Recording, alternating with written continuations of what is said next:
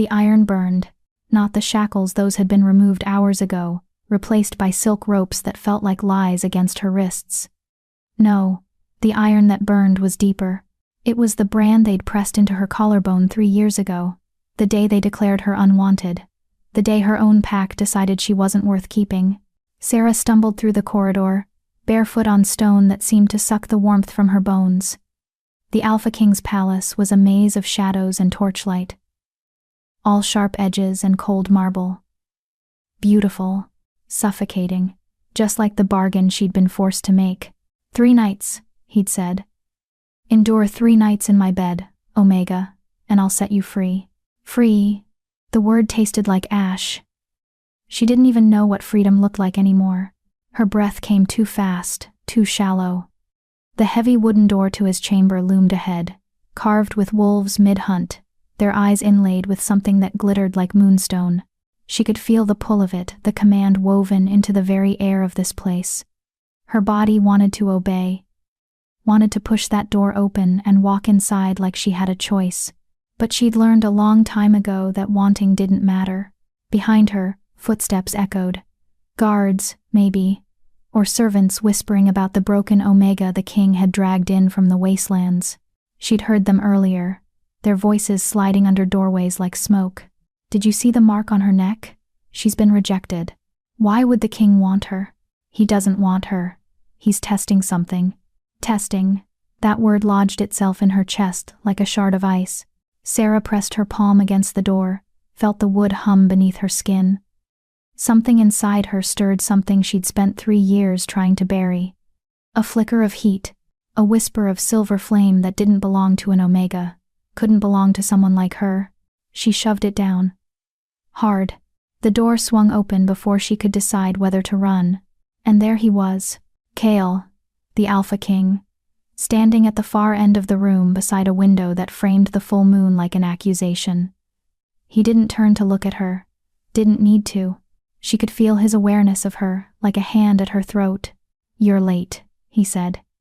His voice was low, controlled, but there was something underneath it. Something sharp. "I wasn't aware I was on a schedule." Her voice came out steadier than she felt. Good. She wouldn't give him the satisfaction of seeing her shake.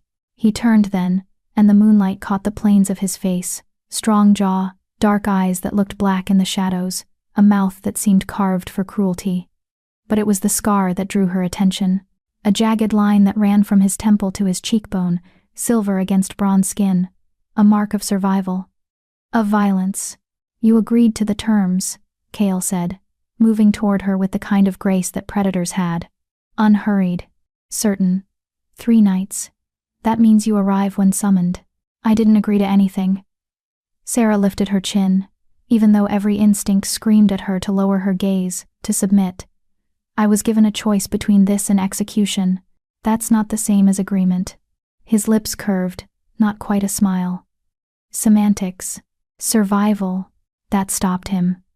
For just a moment, something flickered across his face. Recognition, maybe. Or respect. Then it was gone, replaced by that impenetrable mask he wore like armor. "You should have stayed in the wastelands," he said quietly. "You would have been safer." Safe? The word came out like a laugh, bitter and sharp. "There's no such thing as safe for someone like me. Someone like you." He tilted his head, studying her with an intensity that made her skin prickle. "And what exactly are you, Sarah?" The way he said her name like he'd tasted it before, like he knew the shape of it in his mouth, sent a shock of fear and something else down her spine. "You know what I am," she said. "Your guards made sure of that when they dragged me through your gates. Omega. Rejected. Worthless. Is that what you believe?" He was close now. Too close. She could smell him pine and smoke and something wild that made her wolf stir restlessly beneath her skin. "It's what everyone believes." "Everyone," Cale repeated. "Except me." The words hung between them like a blade. Sarah's heart hammered against her ribs. This was wrong. All of it. Alpha Kings didn't bargain with broken Omegas, didn't offer freedom in exchange for something as simple as 3 nights. There was always a catch, always a hidden price. "Why?" she demanded. "Why did you bring me here? What do you really want?" For a long moment, he said nothing. Just looked at her with those fathomless dark eyes that seemed to see straight through every wall she'd built. Then, he reached out slowly, giving her time to pull away, and brushed his thumb across her collarbone. Right over the brand. The iron that still burned. Because, he said softly, I know what you are, and it's not an omega. The silver flame inside her roared to life. Sarah jerked back, pressing her hand over the mark, trying to smother the heat that threatened to spill out. Not here, not now. She couldn't let him see, but he'd already seen. Cale's expression didn't change. But his eyes held something that looked almost like hunger. 3 nights, he said again, stepping back to give her space she desperately needed. That's all I ask. Stay. Let me prove what I suspect. And if I'm wrong. He paused, and for the first time, she heard something human in his voice. Something that sounded like doubt. If I'm wrong, you walk away, free. I'll make sure of it. And if you're right, Sarah whispered. Cale turned back to the window, his shoulders tense beneath the dark fabric of his shirt. Then everything changes. The moon glared down at them both, cold and unforgiving. Sarah felt the pull of it in her blood, in her bones. Felt the thing inside her that shouldn't exist clawing its way toward the surface. She thought of the wastelands. Of 3 years spent hiding, starving, running from shadows that had her scent. Of the loneliness that had become so familiar it felt like a second skin. She thought of freedom. Real freedom. The kind that meant she could breathe without fear. And she thought of the way Cale had looked at her not with disgust or pity, but with recognition. Fine, she said, and the word felt like stepping off a cliff. 3 nights. But if you try anything. You'll what? He glanced at her over his shoulder. And this time, his smile was real, dangerous. Burn me? The silver flame flickered in her palm before she could stop it. His smile widened. Good, Cale said. I was hoping you'd fight back. Before we step deeper into this world, into Sarah's spiral toward truth and power, I need you to do something for me. If you're already hooked, if you can feel the tension coiling in your chest, the questions burning in your mind, then you're exactly where I want you. But here's the thing about stories like this, they live and breathe because of you, your engagement, your investment. So hit that subscribe button right now. Join Clarissa Romance Collections. Because we don't just tell stories here. We craft addictions. We build worlds that won't let you go. Like this video. Drop a comment telling me, would you take the Alpha King's bargain? 3 nights for freedom? And if you want to see what happens when Sarah's secret finally explodes into the light, turn on notifications. Because this story is about to get wild. Now, let's see what the Alpha King is really after. Chapter 2. The bed was a trap. Sarah stood at the foot of it, staring at black silk sheets that probably cost more than her life was worth in the wastelands. The mattress looked soft. Obscenely so. The kind of softness that made you forget where you came from, made you think you could belong somewhere like this. She wouldn't touch it. Instead, she moved to the window where Cale had been standing moments before he'd left her alone to settle in, he'd said. Like she was a guest instead of a prisoner with an expiration date. The view stole her breath. His chamber overlooked the entire kingdom. Miles of forest stretched out in every direction, dark pines dusted with snow that glittered under moonlight. In the distance, she could see the village lights, flickering like fallen stars. And beyond that, past the mountains that ringed this territory like teeth, the wastelands. Her chest tightened. Out there, she'd been invisible. Starving and scared. Yes, but invisible. Here, in this palace of marble and moonstone, she felt exposed. Like every secret she'd buried was written across her skin in letters of fire. I know what you are. And it's not an omega. Cale's words circled through her mind like wolves. How could he know? She'd been so careful. 3 years of suppressing every flicker of power, every hint of the thing that lived inside her. 3 years of making herself small and weak and forgettable. The silver flame pulsed beneath her sternum, responding to her agitation. No, she told it firmly. Not now. Not ever again. The door opened without warning. Sarah spun, heart leaping into her throat, but it wasn't Cale. A woman stood in the doorway, older, maybe 50, with silver-streaked hair pulled back in a severe bun, and eyes that assessed Sarah like she was livestock at market. She carried folded fabric in her arms, dark and soft-looking. "I'm Mira," the woman said, her tone brisk but not unkind. "The king asked me to bring you something more comfortable."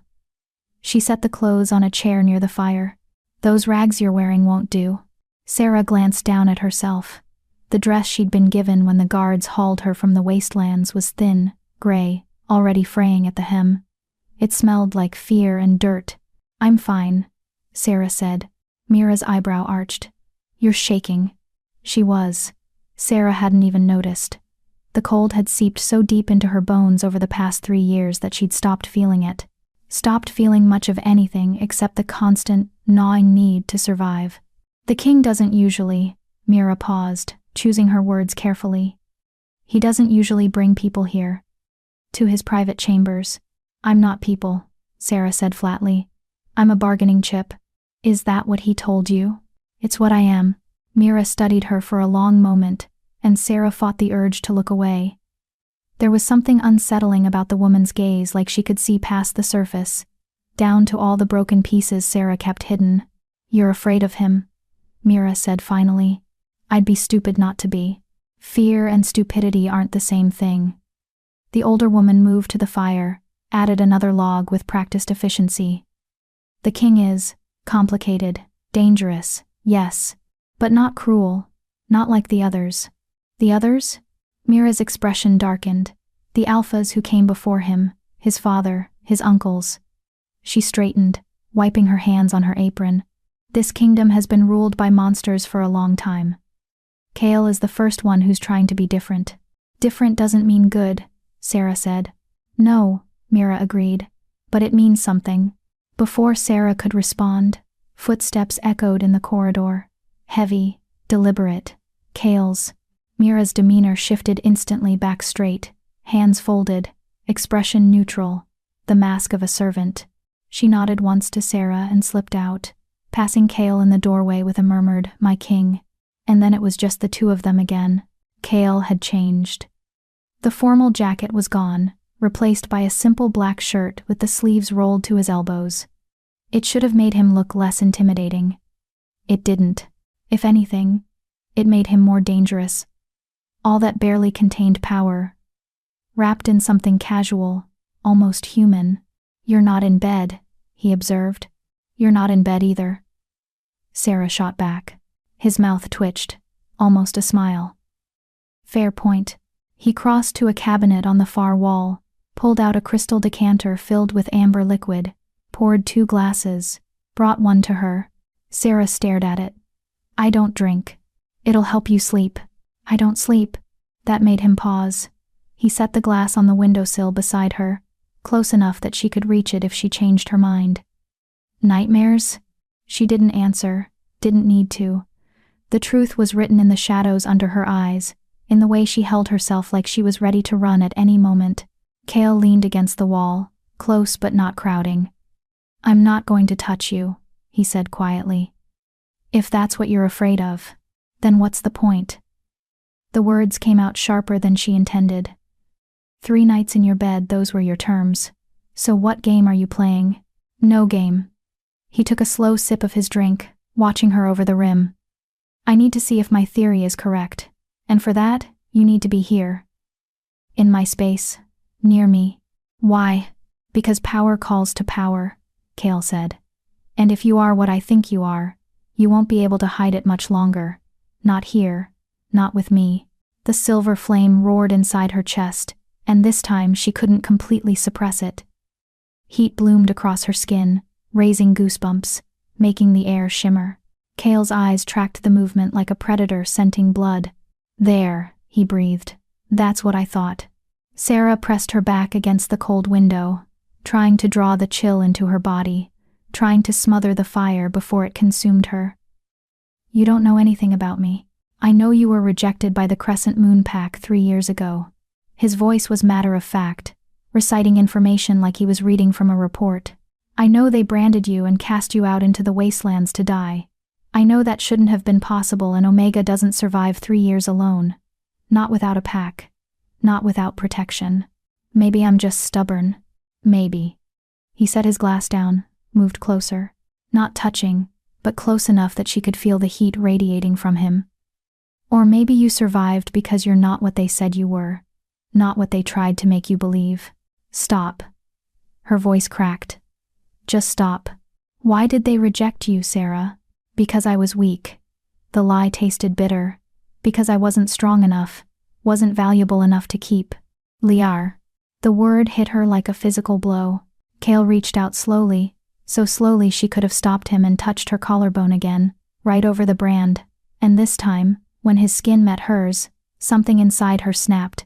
Silver fire exploded from the point of contact. Not burning him, not hurting him. Just illuminating. Like her power recognized him, reached for him, wanted to twine itself around him and never let go. Cale's eyes widened. Not with fear. With something that looked dangerously close to wonder. Moonflame, he whispered. You carry moonflame. Sarah shoved him back, gasping, wrapping her arms around herself as the fire retreated back into her bones. No, you're wrong. I'm nothing.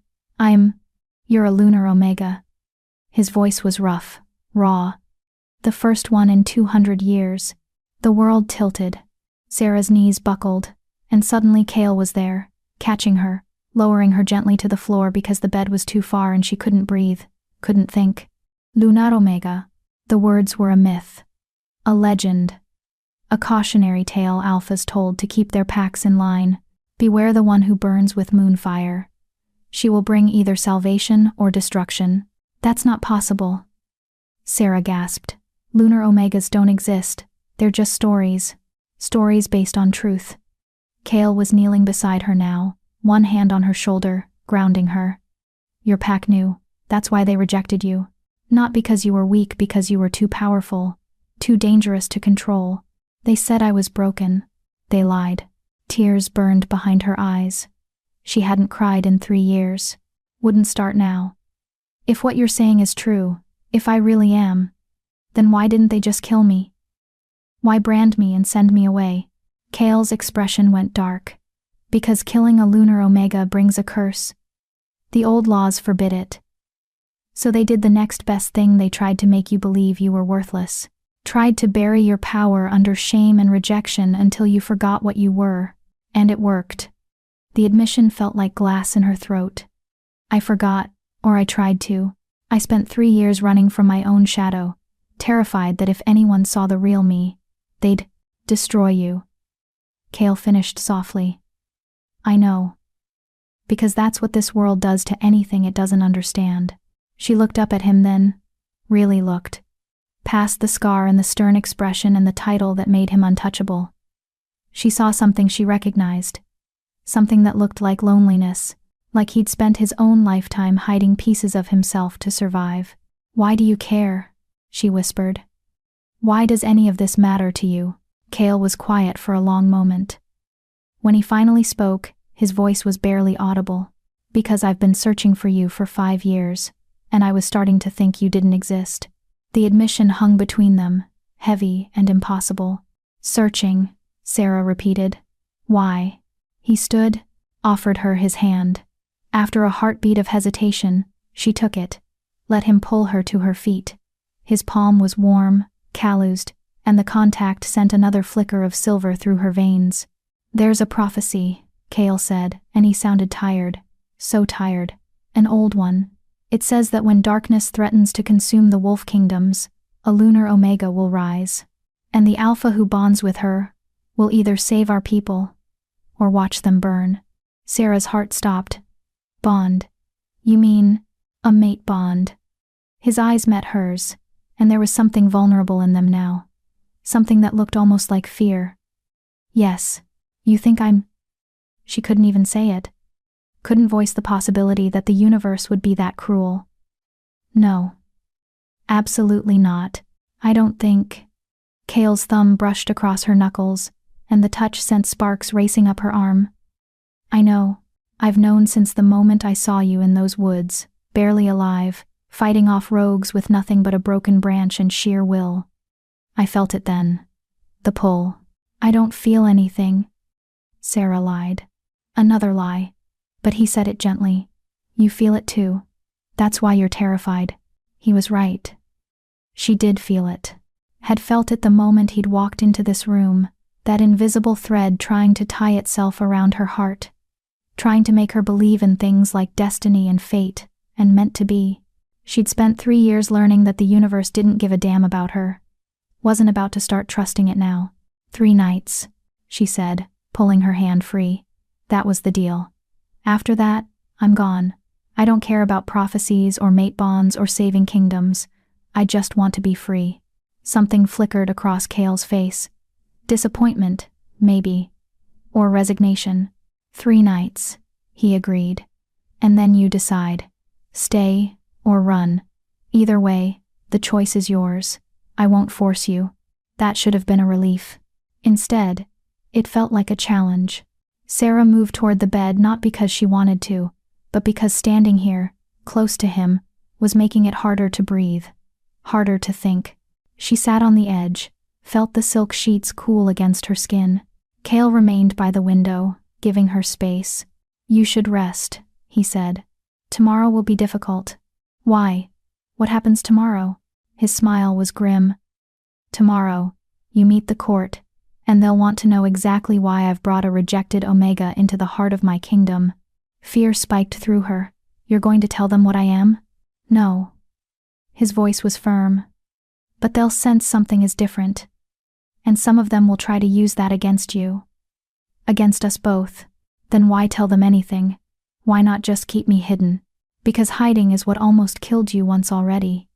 Cale turned to face her fully. And in the firelight, he looked like something out of legend himself. All sharp edges and banked power. You've spent 3 years making yourself invisible, Sarah. It's time to be seen. The words resonated somewhere deep in her chest, in the place where the silver flame lived. Time to be seen. She didn't know if she was ready. Didn't know if she'd ever be ready. But as Cale dimmed the lights and settled into a chair across the room, keeping his promise not to touch her, to give her space, Sarah felt something shift inside her. Maybe it was hope, or maybe it was just the beginning of the end. Either way, she was here now. In the Alpha King's bed. And there was no going back. Outside, the moon watched. Waiting. Chapter 3. Sleep didn't come.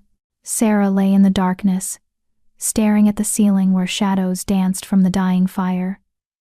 Across the room, she could hear Cale's breathing steady, controlled, but not quite deep enough to be sleep. He was awake too, watching, waiting, always waiting. She closed her eyes and tried to find that empty place in her mind where memories couldn't reach her.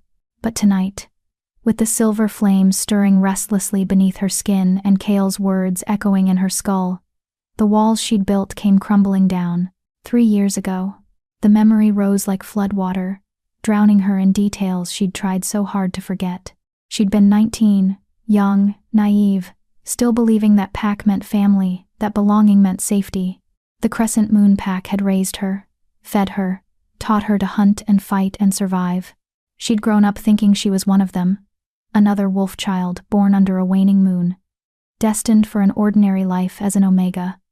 Useful, necessary, but never special, never dangerous. The first sign came during her shifting ceremony. Every wolf went through it at 18, the ritual that awakened your true form, let you taste your animal for the first time. It was supposed to be beautiful, sacred, a celebration. Sarah's had been a nightmare. She remembered standing in the ceremonial circle, surrounded by the entire pack. The full moon overhead, fat and silver, and so bright it hurt to look at. The Alpha Marcus, a gray-haired man with kind eyes who'd always treated her with something close to affection, had placed his hand on her shoulder. Let it come, he'd said softly. Don't fight it. Let your wolf rise. So she had, and everything went wrong. The shift usually took minutes. A gradual transformation, bones rearranging, fur sprouting, until you stood on 4 legs instead of 2. Painful, yes, but manageable. Natural. Sarah's shift had been instant, violent. One moment she was human, the next, she was standing in the center of the circle as a wolf, but not a normal wolf. Her fur had been pure white, so white it seemed to glow. And her eyes had been silver. Liquid silver that reflected the moonlight like mirrors. The pack had gasped, stepped back, because white wolves were rare, sacred, and silver eyes meant lunar bloodline. But that wasn't the worst part. The worst part came when the moon flame erupted from her skin like a star being born. Silver fire that didn't burn, didn't destroy, just was. Pure power, ancient and terrible and completely beyond her control. It had lasted maybe 10 seconds, just long enough for everyone to see. Long enough for Marcus's kind expression to transform into something that looked like horror. And then, mercifully, she'd blacked out. When she woke, she was in chains. Sarah's breath hitched in the darkness of Cale's chamber. Her hand moved unconsciously to her collarbone, tracing the raised scar tissue of the brand. Even now, 3 years later, she could smell the burning flesh, could hear her own screams. They'd kept her locked in the pack dungeon for 3 days. No food, no water, just darkness and the sound of voices arguing above her head about what to do with the abomination they'd accidentally raised. On the 4th day, Marcus had come. He'd looked older somehow, tired, like he'd aged years in those 3 days. "I'm sorry," he'd said, and he'd actually sounded like he meant it. "The council has decided, you're too dangerous to keep. If word gets out that we've been harboring a lunar omega, as other packs will come, they'll want to claim you, use you. It will tear us apart." "I don't understand," Sarah had whispered. Her throat was raw from screaming, from begging them to let her out, to give her a chance to prove she could control it. "I'm still me. You were never one of us." Marcus had looked away, couldn't meet her eyes. "Your mother. She came to us 18 years ago. Pregnant, dying. She begged us to take you, to raise you as our own. She said you'd be normal, that the bloodline had been diluted enough that you'd just be a regular omega." "My mother?" Sarah had never known her mother. Had been told she died in childbirth. She lied. Marcus's voice had gone hard. Or maybe she believed it herself. "Either way, you're what you are, and we can't keep you. So you're going to kill me." It wasn't a question. The old laws forbid it. He'd pulled out the branding iron then, already glowing red from whatever fire they'd heated it in. "But we can make sure no pack ever accepts you. Can make sure you spend the rest of your life alone." She'd fought. Of course she'd fought. Had tried to call the silver flame again, to defend herself, to escape, but the chains had been laced with wolfsbane, and her power newly awakened, barely understood, wouldn't come. So she'd been forced to kneel there, while Marcus pressed hot iron to her skin and spoke the words of rejection. "By the authority of the Crescent Moon Pack, I mark you as unwanted, as cast out. May no pack ever claim you. May no wolf ever call you kin. May you walk the earth alone until your dying breath." The brand had seared not just her flesh, but something deeper. Her wolf had howled in agony, feeling the pack bonds snap one by one like threads being cut. And then they dumped her in the wastelands. Left her bleeding and broken in the snow, miles from any settlement, expecting nature to finish what they'd started. They'd underestimated her stubbornness. Or maybe they'd underestimated what a person could endure when they had nothing left to lose. Sarah sat up in Cale's bed, pressing her palms against her eyes, trying to stop the tears that threatened to fall. 3 years. 3 years of running. Of hiding in caves and abandoned dens. Of eating whatever she could scavenge roots, half-frozen berries, carrion when she was desperate enough. Of fighting off rogues who thought a lone wolf was easy prey. She'd learned to bury the silver flame so deep it barely flickered. Had taught herself to be small, quiet, forgettable. Had convinced herself that Marcus was right, that she was an abomination, something wrong, something that didn't deserve to exist. And she'd survived. Barely. But she'd survived. Until 3 weeks ago, when Cale's guards had found her half dead in a ravine, bleeding from a rogue attack that should have killed her. She remembered waking up in a warm bed, not this one, somewhere else in the palace. Clean, fed, confused, and then Cale had walked in and made his offer. 3 nights. "That's all I ask. She'd thought he wanted what most alphas wanted from omegas. Thought she understood the price of her continued survival. But this was so much worse. Because Cale didn't want her body. He wanted her power. Wanted her to be this mythical thing, this lunar omega who could supposedly save kingdoms. Wanted her to stand beside him and face prophecies and darkness and all the things that had terrified her pack into casting her out. I can't, she whispered into the darkness. I can't be what he needs me to be. Can't? Cale's voice came from across the room, rough with exhaustion. Or won't. She'd thought he was asleep. Should have known better. Does it matter? Sarah pulled her knees to her chest, made herself small again out of habit. The result is the same. She heard him move, the sound of him standing, crossing the room. Expected him to come to the bed, but he stopped a few feet away, maintaining that careful distance. Tell me what happened, he said quietly. The night they rejected you. You already know. You said, I know the facts. I don't know the truth. He paused. I don't know what it did to you. Something in his voice made her look up. In the dim light from the banked fire, she could just make out his expression. And what she saw there wasn't pity. Wasn't even sympathy. It was understanding. It broke me, Sarah admitted. The words came out small, fragile. I was 19 and I thought I knew who I was. What I was. And in one night, all of that got ripped away. They looked at me like I was a monster, like I was something to be feared instead of loved. You're alpha, Cale said. Marcus. He cared about you before? He was like a father. The grief in her voice surprised her. She thought she'd buried that feeling long ago. He taught me to track, to read the stars. He used to call me Little Moon because I always wandered at night. She laughed, but it came out broken. Guess that was prophetic, huh? And then he branded you.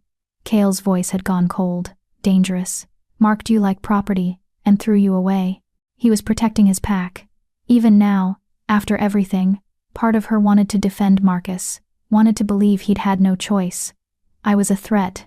If other packs found out, he was a coward. Cale moved closer, and this time he did sit on the bed, not touching her, but near enough that she could feel his warmth. Real strength isn't about protecting your own at any cost. It's about standing up for what's right, even when it's hard. Even when it's dangerous. Like you're doing with me? The words came out bitter. Bringing a rejected Omega into your palace? Your council is going to hate you for it. Let them. He said it so simply, like it was the easiest decision in the world. I've been hated before. I'll be hated again. Doesn't change what needs to be done. Sarah studied his profile in the firelight, the scar, the hard line of his jaw, the shadows under his eyes that said he carried his own weight of sleepless nights. Why? She asked. Why risk everything for someone you don't even know? Cale was quiet for a long moment. When he finally spoke, his voice was raw, honest. Because 5 years ago, I watched my father burn an entire village to the ground. Men, women, children, all of them screaming. He swallowed hard. They'd been accused of harboring a lunar child.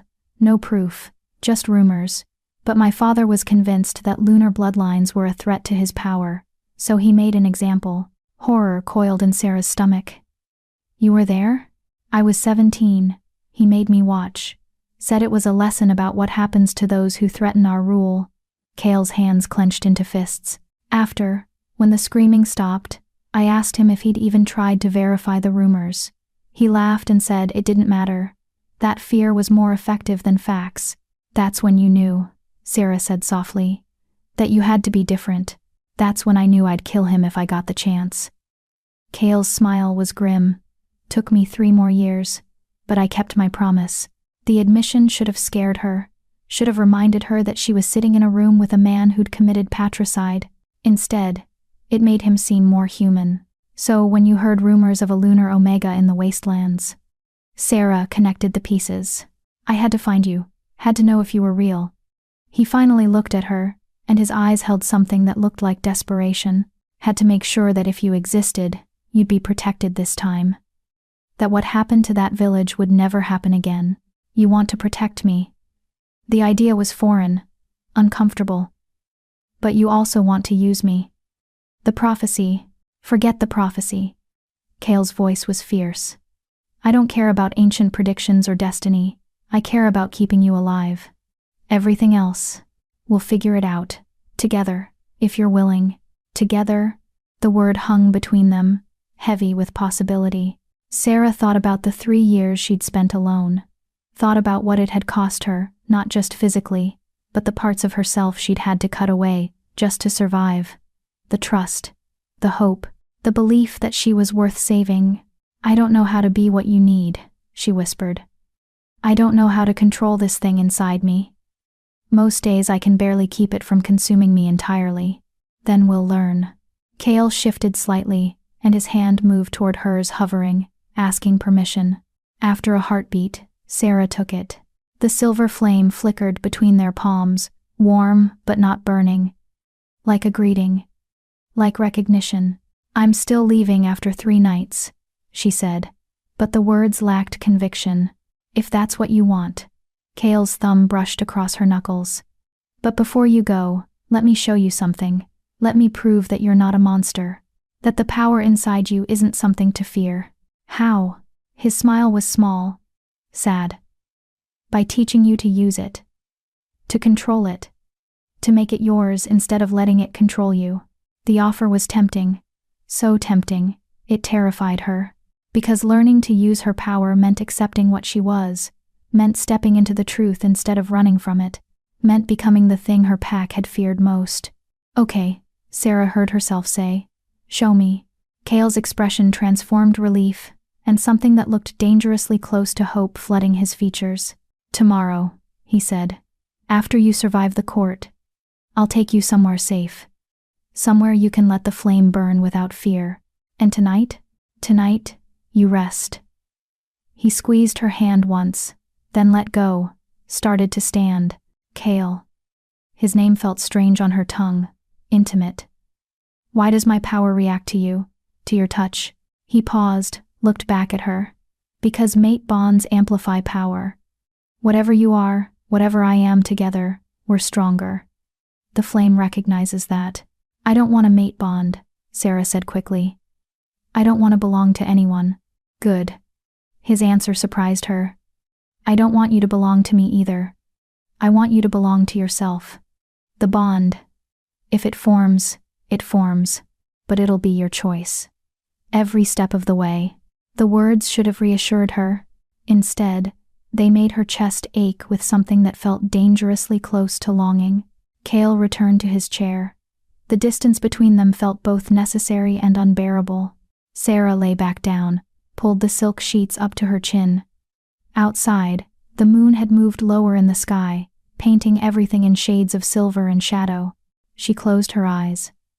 And for the first time in 3 years, let herself imagine what it might be like. To be seen, to be powerful, to stand in the light, instead of cowering in darkness. To be free, not because someone gave her permission, but because she claimed it for herself. The silver flame pulsed once, gently, like a heartbeat, and Sarah finally, slept. Chapter 4. Dawn came too quickly. Sarah woke to find Cale already gone, the chair by the window empty except for a folded piece of parchment. She sat up, rubbing sleep from her eyes, real sleep, the kind she hadn't experienced in years. Her body ached less. The constant tension in her shoulders had eased slightly. The silver flame hummed contentedly beneath her sternum, like it was pleased with itself. She reached for the note. The court convenes at midday. Mira will help you prepare. After, if you survive their judgment, I'll take you to the Whisperwood. Trust me. Kay. Trust. Such a small word. Such an impossible ask. Sarah folded the note and tucked it under the pillow, some irrational part of her wanting to keep it close. Then she rose, padding barefoot across the cold floor to where Mira had left the fresh clothes last night. A dress. Deep forest green, simple but well-made. Soft leather boots. A cloak lined with fur. Real clothes. The kind that said person instead of prey. She was halfway dressed when Mira knocked and entered without waiting for permission. The older woman carried a tray laden with food, fresh bread, honey, sliced fruit, cheese that smelled rich and sharp. Eat, Mira commanded, setting the tray on a small table. You'll need your strength. Sarah's stomach growled traitorously. She couldn't remember the last time she'd seen food like this. In the wastelands, she'd survived on scraps, on things that barely qualified as edible. She sat and forced herself to eat slowly, even though every instinct screamed at her to devour it all before someone could take it away. Mira watched her with those sharp, assessing eyes. The king told me what you are. Sarah's hand froze halfway to her mouth. He what? Don't worry. I've known Cale since he was a boy. His secrets are safe with me.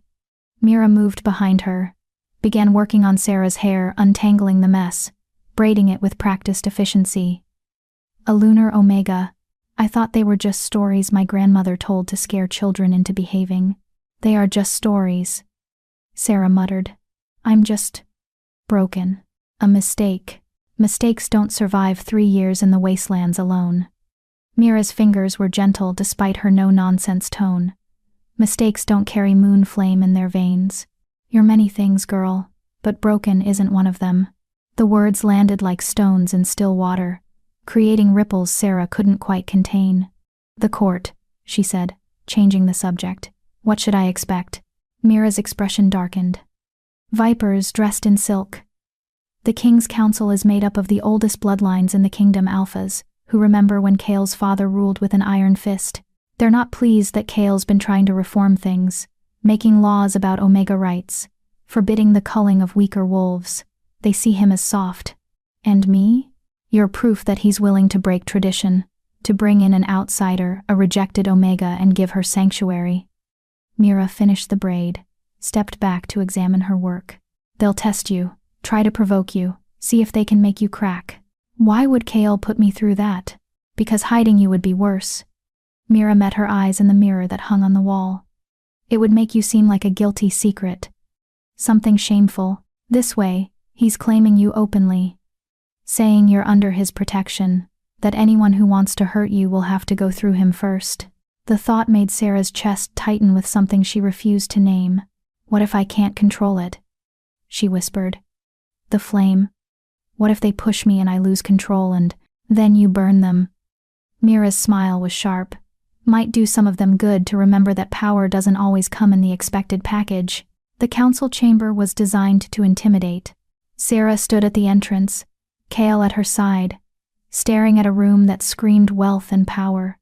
Vaulted ceilings carved with scenes of ancient hunts, pillars of black marble veined with silver, a long table where 12 alphas sat like judges, their eyes tracking her every movement.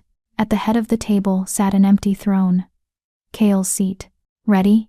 He murmured, low enough that only she could hear. No, she would never be ready for this. Yes, she lied. Cale's hand brushed the small of her back, a brief touch, grounding, and then he was moving forward with the kind of confidence that came from birthright and bloodshed. Sarah followed, keeping her spine straight, her chin up. The way Mira had taught her in the brief minutes before they'd left the chamber. Don't look at the floor, don't apologize for existing. You belong here because he says you do, and he's the king. The alphas watched her approach with varying degrees of interest and hostility. She catalogued them quickly. The gray-haired woman at the far end with calculating eyes. The younger man with a sneer twisting his mouth. The scarred warrior who looked like he'd seen too many battles. The elegant female alpha, who examined her like she was an interesting specimen under glass. Cale took his seat, gestured for Sarah to stand beside him. Not behind. Not in a position of servitude. Beside. The message was clear. My king. The gray-haired woman spoke first, her voice cold and clipped. You called this emergency session. We're listening. Counselor Vera. Cale's tone was pleasant, but there was steel underneath. Thank you all for coming on short notice. I want to introduce you to Sarah. She'll be staying in the palace under my personal protection. Silence, heavy and hostile. Then the younger man with the sneer, Counselor Dane. Sarah remembered from Mira's brief descriptions, leaned forward. A rejected omega. He said it like a curse. You're sheltering a wolf that was cast out by her own pack. Why? Because I choose to. Cale's response was simple. Final. That's not an answer. The elegant female alpha counselor Lyra steepled her fingers. Rejected wolves carry shame. Bad blood. It's one thing to offer charity, but bringing her into your private chambers? Making her stand at your right hand like she has status? Her eyes narrowed. What game are you playing? No game. Cale's voice remained level. Sarah is here because she deserves protection, because the circumstances of her rejection were questionable. And because I say so.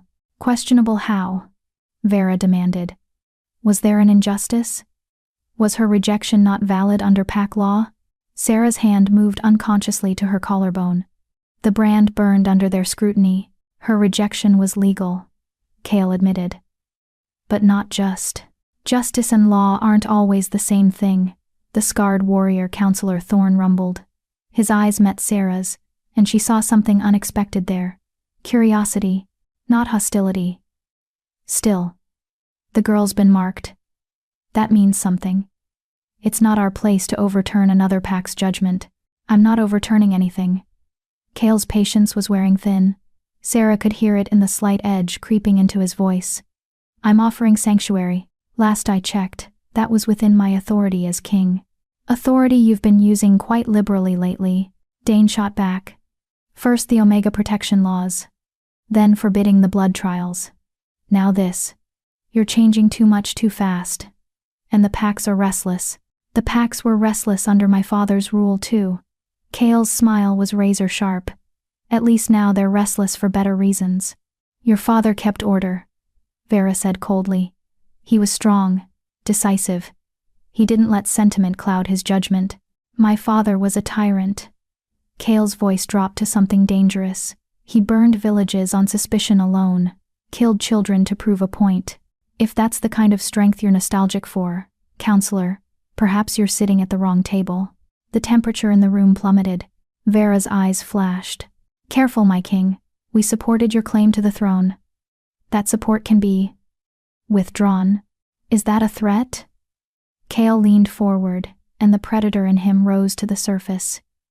Because if it is, I'd suggest you choose your next words very carefully. Sarah's heart hammered. This was spinning out of control. They were using her as a weapon against Cale, trying to make him look weak, May I speak? The words left her mouth before she could stop them. Every head turned. 12 pairs of eyes fixed on her with varying degrees of surprise. Cale looked at her, one eyebrow raised, then nodded slowly. Sarah took a breath, channeled every ounce of strength she'd developed over 3 years of survival. You're right, she said, meeting Vera's gaze directly. I was rejected, branded, cast out. My own alpha looked at me like I was something to be destroyed. She let the pain bleed into her voice, made them hear it. I spent 3 years alone in the wastelands, starving, freezing, fighting just to see another sunrise. Then why come here? Lyra asked, and there was genuine curiosity in her tone now. Why not stay hidden? Why walk into the heart of another pack's territory? Because I was dying, simple truth. And when the king's guards found me, when he offered me a chance not to earn my place, not to prove my worth, but just to live, I took it. Because I'm tired of apologizing for existing. The chamber was utterly silent. You want to know what game the king is playing? Sarah continued, and she felt the silver flame stirring, lending her confidence she didn't quite feel. There is no game. He's just decent. He saw someone in need and he helped. If that makes him weak in your eyes, then maybe your definition of strength needs examining. Dane's sneer had faded. Thorne was watching her with open interest now. Vera's expression remained cold, but something flickered in her eyes. Calculation. Bold words, the counselor said finally. For someone with no status, no pack, no power. The silver flame roared. Sarah felt it surge up from her core, felt it press against her skin from the inside, demanding release. She could show them, could prove that she had more power than they could imagine. Could. Cale's hand closed over hers where it rested on the table. Gently. A reminder. Control. Choice. Sarah breathed. Let the flame settle.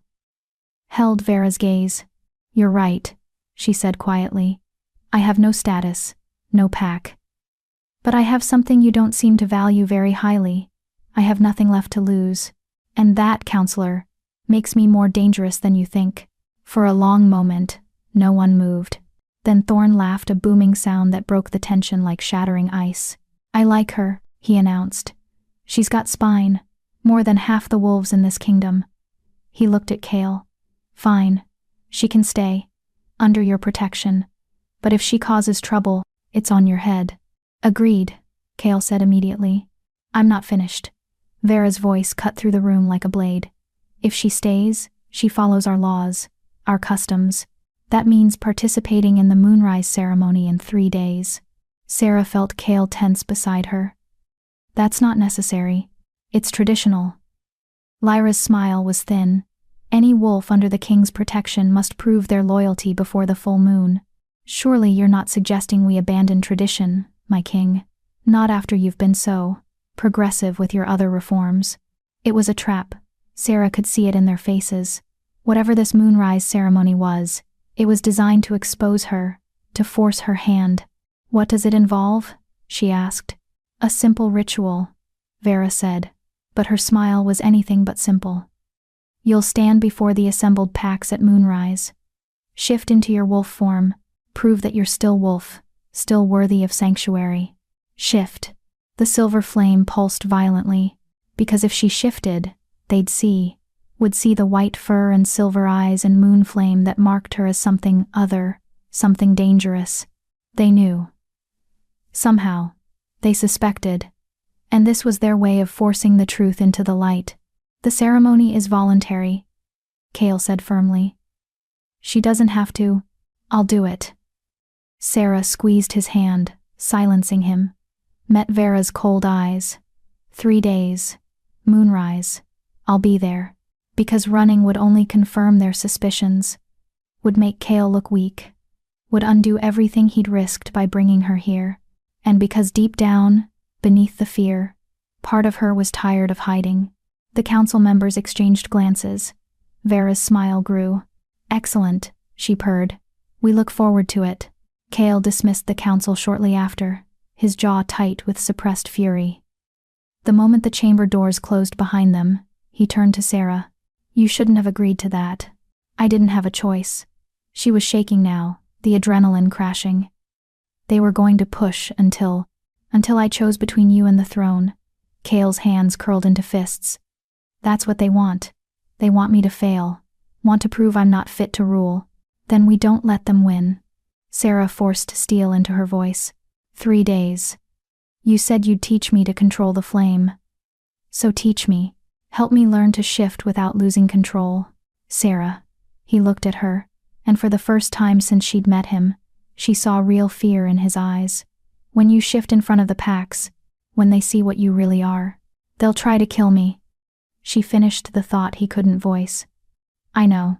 I won't let them. You might not have a choice. The words hung between them, heavy with truth. Then Cale's expression hardened into something that looked like determination. Or maybe desperation. Come with me, he said. Now. We're going to the Whisperwood. But, no arguments. He was already moving, pulling her along with him through corridors she didn't recognize. If we only have 3 days, I'm not wasting another minute. They descended stairs that seemed to go on forever, moving deeper into the palace's foundation. The air grew colder, damper, and then they emerged into a courtyard Sarah hadn't known existed, a hidden garden, surrounded by walls so high she could barely see the sky. In the center stood a gate, not wood or iron, but something that looked like twisted moonlight, silver and shimmering and wrong in a way that made her wolf whimper. What is that? Sarah whispered. A portal. Cale approached it cautiously, placed his hand against the shimmering surface. It leads to the Whisperwood, the sacred forest where the first wolves were born, where the old magic still lives. And you want to take me there? I want to take you somewhere you can be what you are without fear. He looked back at her, and his eyes held something that looked like hope. Somewhere the prophecy was written, where answers might still exist. Sarah stared at the gate, at the promise of secrets and truth, and maybe just maybe understanding. If I go through that, she said slowly, there's no going back, is there? No more pretending I'm just a broken omega. No, Cale agreed.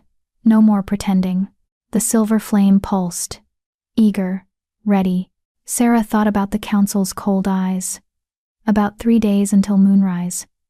About a lifetime spent running from what she was. Then she thought about Cale's words from last night. Time to be seen. She took his hand. Felt the flame leap between their palms like a greeting. Show me, she said. And together, they stepped through the gate into legend. Chapter 5. The Whisperwood was alive. That was Sarah's first thought as they stepped through the shimmering gate and into a forest that shouldn't exist. The air itself seemed to breathe thick with magic so old it made her bones ache with recognition. Trees towered overhead, their bark silver white, their leaves glowing softly like captured starlight. And the whispers. Gods. The whispers. Voices without bodies, speaking in languages she didn't know but somehow understood.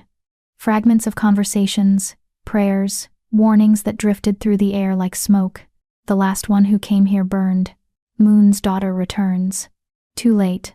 Always too late. Sarah stumbled, overwhelmed. Cale steadied her, his hand firm at her elbow. Don't listen to all of them, he said quietly. The forest speaks to everyone differently. It shows you what you need to see. Or what you fear most. Sometimes both. You've been here before. It wasn't a question. Once, when I was 16. His expression grew distant. My father brought me, wanted to show me the old temple, to teach me about the prophecies our bloodline was meant to guard. I think he hoped it would make me more like him, cruel, ambitious, but it didn't. No. Cale's smile was sad. It showed me what we'd lost, what he'd destroyed in his quest for absolute power, and I swore that night that I'd be different. The silver flame pulsed gently in Sarah's chest, responding to something in the forest. A call. An invitation. They walked deeper into the Whisperwood, following a path that seemed to appear beneath their feet. Moss glowed softly in the shadows. Somewhere in the distance, a wolf howled, but the sound was wrong, layered, like 10 voices speaking at once. Spirit wolves, Cale explained, seeing her tension. The guardians of this place, they won't hurt us. Probably. Probably? They're unpredictable, ancient. They answer to the forest, not to any pack or alpha. He paused, listening to something she couldn't hear. But they know we're here, and they're curious. They emerged into a clearing, and Sarah's breath caught. In the center stood ruins what must have been a temple once, before time and weather had claimed it. Pillars of white stone carved with symbols that hurt to look at directly. An altar at the heart of it all, still intact, its surface smooth and dark as obsidian, and everywhere silver light pulsed like a heartbeat. This is where the first lunar omega was blessed, Cale said softly. 200 years ago. A wolf named Thalia stood at that altar and accepted the moon's gift, became something more than wolf, more than human, became a bridge between the mortal world and the divine. Sarah moved toward the altar as if pulled by invisible strings. The whispers grew louder, more insistent. Daughter of flame, marked by rejection. Will she rise or will she burn? Her hand touched the altar's surface, and the world exploded into light. Vision, memory, prophecy. All three at once. She saw Thalia, a woman with white hair and silver eyes, standing where Sarah stood now. Saw her raise her arms as moonlight poured down. Saw her body transform into pure flame, silver and radiant and terrible. And she heard a voice. Ancient, feminine, endless as the night sky. To you I give the moon's fire. Use it to protect, to heal, to unite the scattered packs beneath one banner. But know this, child, the flame that warms can also consume. Your heart will choose its path. Choose wisely, or watch your world burn. The vision shifted, changed. A man stood beside Thalia, tall, scarred, with eyes that held the same golden fire Cale's did, an alpha king from centuries past. They were bound together not just by choice, but by something deeper. Destiny, fate, love that had grown from ashes and ash. Together, they were unstoppable, light and shadow, fire and earth. But then the scene darkened, twisted. She saw Thalia standing alone in a field of corpses. saw her flame burning out of control, consuming everything in its path, saw her screaming as the fire devoured the very people she'd sworn to protect, saw her Alpha King driving a blade through her heart to stop the destruction, and heard his voice, broken with grief. "Forgive me, beloved. But I cannot let you destroy the world we built." The vision shattered. Sarah came back to herself on her knees, gasping. Cale was beside her, his hands on her shoulders, saying her name over and over. "I saw her," Sarah managed. "Thalia, I saw what happened." "What did you see?" His voice was urgent. "Everything." Tears streamed down her face. The blessing, the power, and then, the end. She lost control, burned everything. Her mate had to kill her to stop it. Cale's face went pale. The prophecy never mentions that part, because it's the part everyone wants to forget. Sarah looked up at the sky, at the canopy of silver leaves that filtered moonlight into something holy. They remember the legend of the powerful lunar Omega who united the packs. They don't talk about how she died, how her own power destroyed her. That won't happen to you. You don't know that. She pulled away from him, stood on shaking legs. "The flame inside me, Cale. I can barely control it on a good day. What happens when I shift in front of the packs? When I'm exposed and afraid and they're all watching? What if I lose control like she did? Then I'll be there." He rose too, moved to stand in front of her. "And I won't let it consume you, I swear it. Your ancestor made the same promise." Sarah's voice cracked. "And he still had to kill her. I'm not him." Cale cupped her face in his hands, forcing her to meet his eyes. "And you're not Thalia. We know what happened to her. We can learn from it. We can be different." "How?" The question came out small, broken. "How do I control something that's bigger than me? Something that's been building for 3 years while I tried to bury it, by accepting it." His thumbs brushed away her tears. "By stopping fighting against it and learning to work with it instead. The flame is part of you, Sarah. Not a curse, not a disease. Just you." She wanted to believe him, wanted it so desperately it hurt. But fear was a powerful thing, and she'd spent too long being afraid. "Show me," she whispered. "Show me how to control it." Cale nodded, stepped back, gave her space. "First, you need to shift," he said. "Not into your wolf form, not yet. Just let the flame come. Don't push it down. Don't fight it. Just let it exist." Sarah closed her eyes, took a breath, and lowered the walls she'd spent 3 years building. The silver flame roared to life, eager, hungry, finally free. It poured out of her like water through a broken dam, cascading across her skin in waves of liquid light. She felt it in every cell, every breath, power so vast and ancient it should have terrified her. But instead, it felt like coming home. "Good." Cale's voice was steady, grounding. "Now shape it. Don't let it just burn, give it purpose. Intent. Make it do what you want." She tried. Pushed against the flame with her will, tried to mold it, control it. It pushed back, hard. The fire surged higher, hotter, and suddenly she was burning not physically, but inside, like the flame was consuming her from the core outward. Too much. It was too much. "Sarah!" Cale's shout cut through her panic. "Don't fight it, work with it." But she couldn't. The flame was alive, wild, and it wanted out. Wanted to burn the forest, the temple, the whole damn world. A howl split the air. Not Cale. Not her. Something else. Sarah's eyes snapped open just as shapes materialized from the shadows. Wolves. Dozens of them. But not spirit guardians, these were real. Flesh and blood. With eyes that gleamed with hostility and teeth bared in snarls. At their head stood a massive black wolf, larger than any she'd seen. Alpha-born, powerful, and behind them, stepping into the clearing in human form, was Counselor Vera. "I thought I might find you here," the woman said, her voice cold and satisfied. "The Whisperwood, where traitors bring their secrets." Cale shifted instantly, putting himself between Sarah and the wolves. "This is neutral ground, Vera. Sacred ground. You have no authority here. I have every authority to protect this kingdom from threats." Vera's eyes fixed on Sarah, on the silver flame that still danced across her skin, and she is the greatest threat we've faced in 200 years. She's under my protection. Your protection means nothing if she's what I think she is. Vera gestured, and the wolves moved closer, circling. A lunar omega. The very thing your father spent his life hunting. The very thing that destroyed kingdoms in the past. Thalia united the packs. Cale growled. She saved. She burned.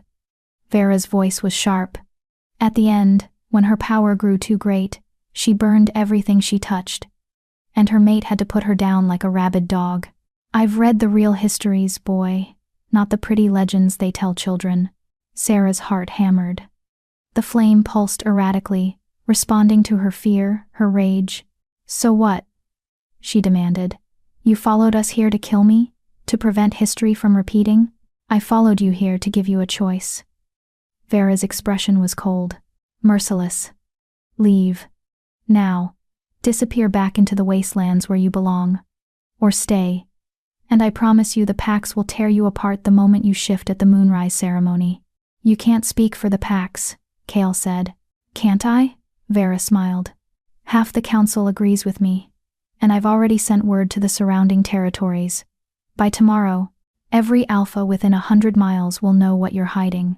A lunar omega, unbound, untrained, dangerous. You had no right. I had every right. Vera's composure cracked. Your father was a monster, yes. But at least he understood that some threats are too great to ignore. You're young, idealistic. You think you can change centuries of tradition, with pretty words and progressive laws. But the old ways exist for a reason. They keep us safe. They keep you in power, Sarah said quietly. That's what this is really about, isn't it? You're afraid, not of what I might do, but of what I represent. Change. Evolution. A world where omegas aren't disposable. Vera's eyes flashed. I'm afraid of watching this kingdom burn because a foolish boy king fell in love with a pretty tragedy. The words hit like physical blows. Love. She'd said love. Sarah glanced at Cale, saw his jaw clench, saw something in his eyes that might have been confirmation or might have been denial. Last chance, Vera said. Leave, and I'll tell the packs it was a false alarm. That you were just a rejected omega with delusions of grandeur. Stay, and you'll have to face them all. Every alpha, every warrior, every wolf who remembers what happened last time. The silver flame roared inside Sarah's chest, begging to be released, begging to fight. But Cale's words echoed in her mind. Control. Choice. She could run. Could disappear again. Could spend the rest of her life hiding. But at least she'd be alive. Or she could stay. Could face the packs. Could prove that she wasn't, Thalia, wasn't doomed to repeat history's mistakes. Could burn, just like the prophecy predicted. Sarah looked at Cale. At the man who'd given her sanctuary when he had no reason to. Who'd looked at her broken pieces and seen something worth protecting. Who might be in love with her. And gods. Wasn't that terrifying? Then she looked at Vera. At the wolves surrounding them with hunger in their eyes. And she made her choice. I'm staying, Sarah said. Her voice didn't shake. The flame steadied, responding to her resolve. 3 days. Moonrise. I'll shift in front of the packs, and I'll show them that being powerful doesn't mean being destructive, that being different doesn't mean being dangerous. You're a fool, Vera said flatly. Maybe. Sarah smiled, and it felt like baring teeth. But I'm a fool who's tired of running. Vera studied her for a long moment, then nodded. Once, sharp and final. So be it, she gestured to her wolves. 3 days, girl. Pray to whatever gods you believe in. Because when moonrise comes, if you lose control for even a second. Her smile was razor sharp. I'll kill you myself, and your king won't be able to stop me. The wolves melted back into the forest. Vera turned and walked away without another word, leaving them alone in the clearing with the weight of her threat hanging in the air like smoke. Sarah's legs gave out. Kyle caught her, lowered them both to the ground. She was shaking violently now, the adrenaline crash hitting her all at once.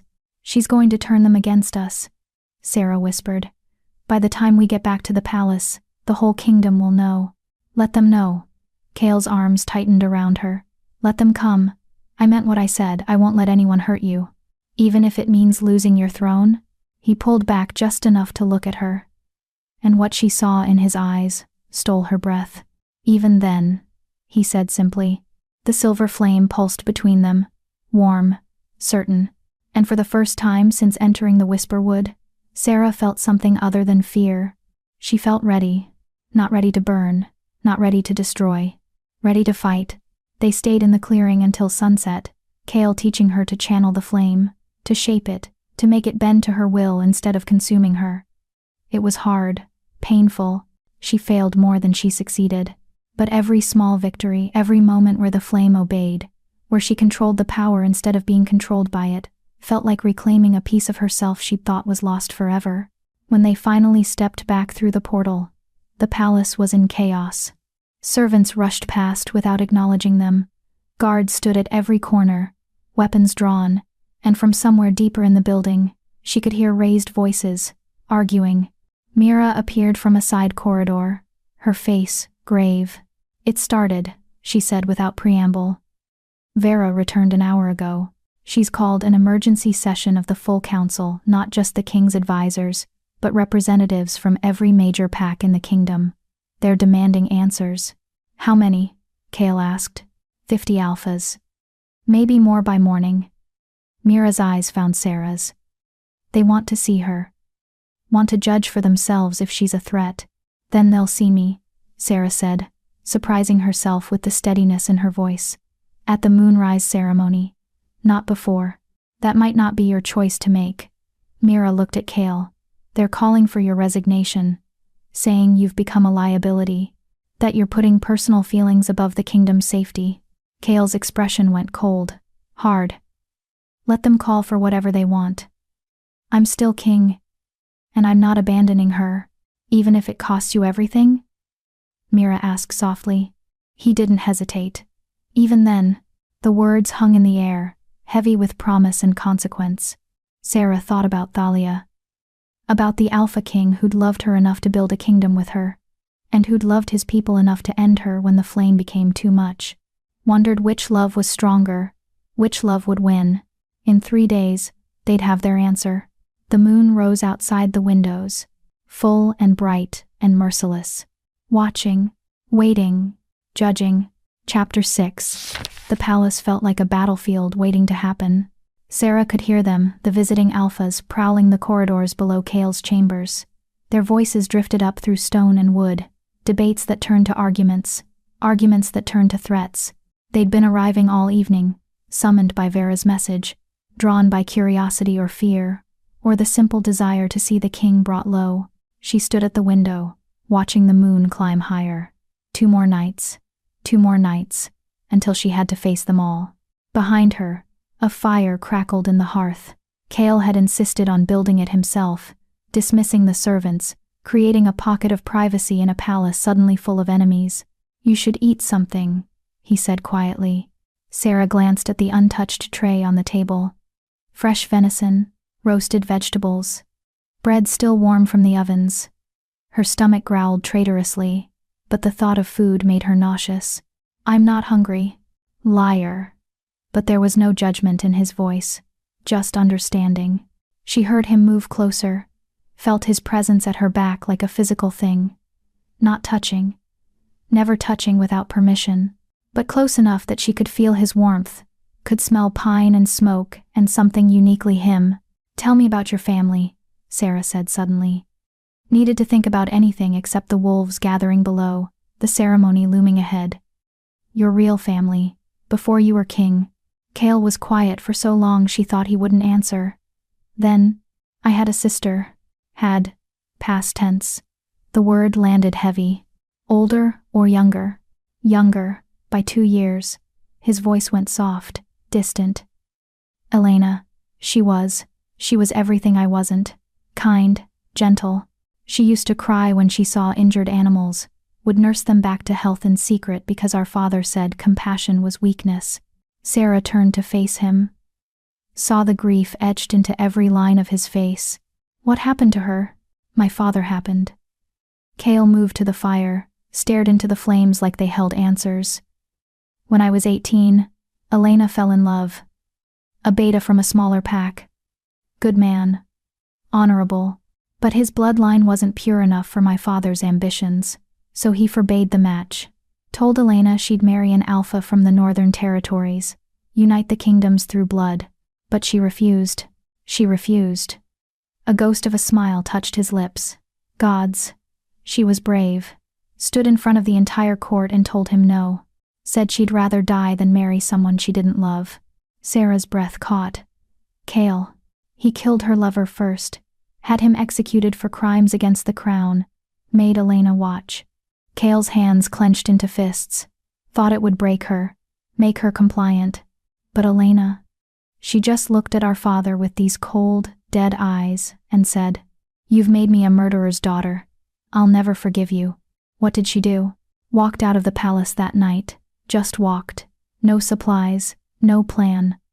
By the time I realized she was gone and went after her, it was too late. His voice cracked. I found her 3 days later at the edge of the wastelands. She'd shifted into her wolf and run until her body gave out.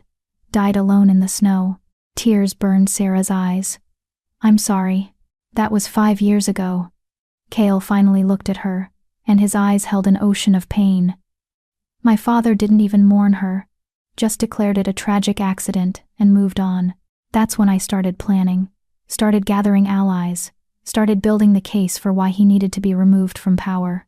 And when you finally did it, I felt nothing. The admission was raw. Honest. I thought killing him would feel like justice, like I was avenging Elena, but when I drove that blade through his heart, all I felt was empty, because it didn't bring her back, didn't undo any of the damage he'd caused. Sarah moved to him without thinking, placed her hand over his where it rested on the mantel. The silver flame flickered between their palms, gentle this time, comforting. "Your sister would be proud of you," she said softly. "The kingdom you're trying to build, one where omegas have rights, where wolves can choose their own mates, where compassion isn't weakness, that's her legacy. You're making sure her death meant something." Cale's fingers laced through hers, held tight. "I see her in you sometimes," he admitted. "That same stubborn courage.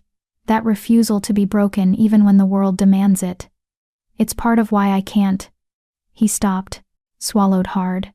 "Part of why I need you to survive this." The words hung between them, heavy with things unsaid.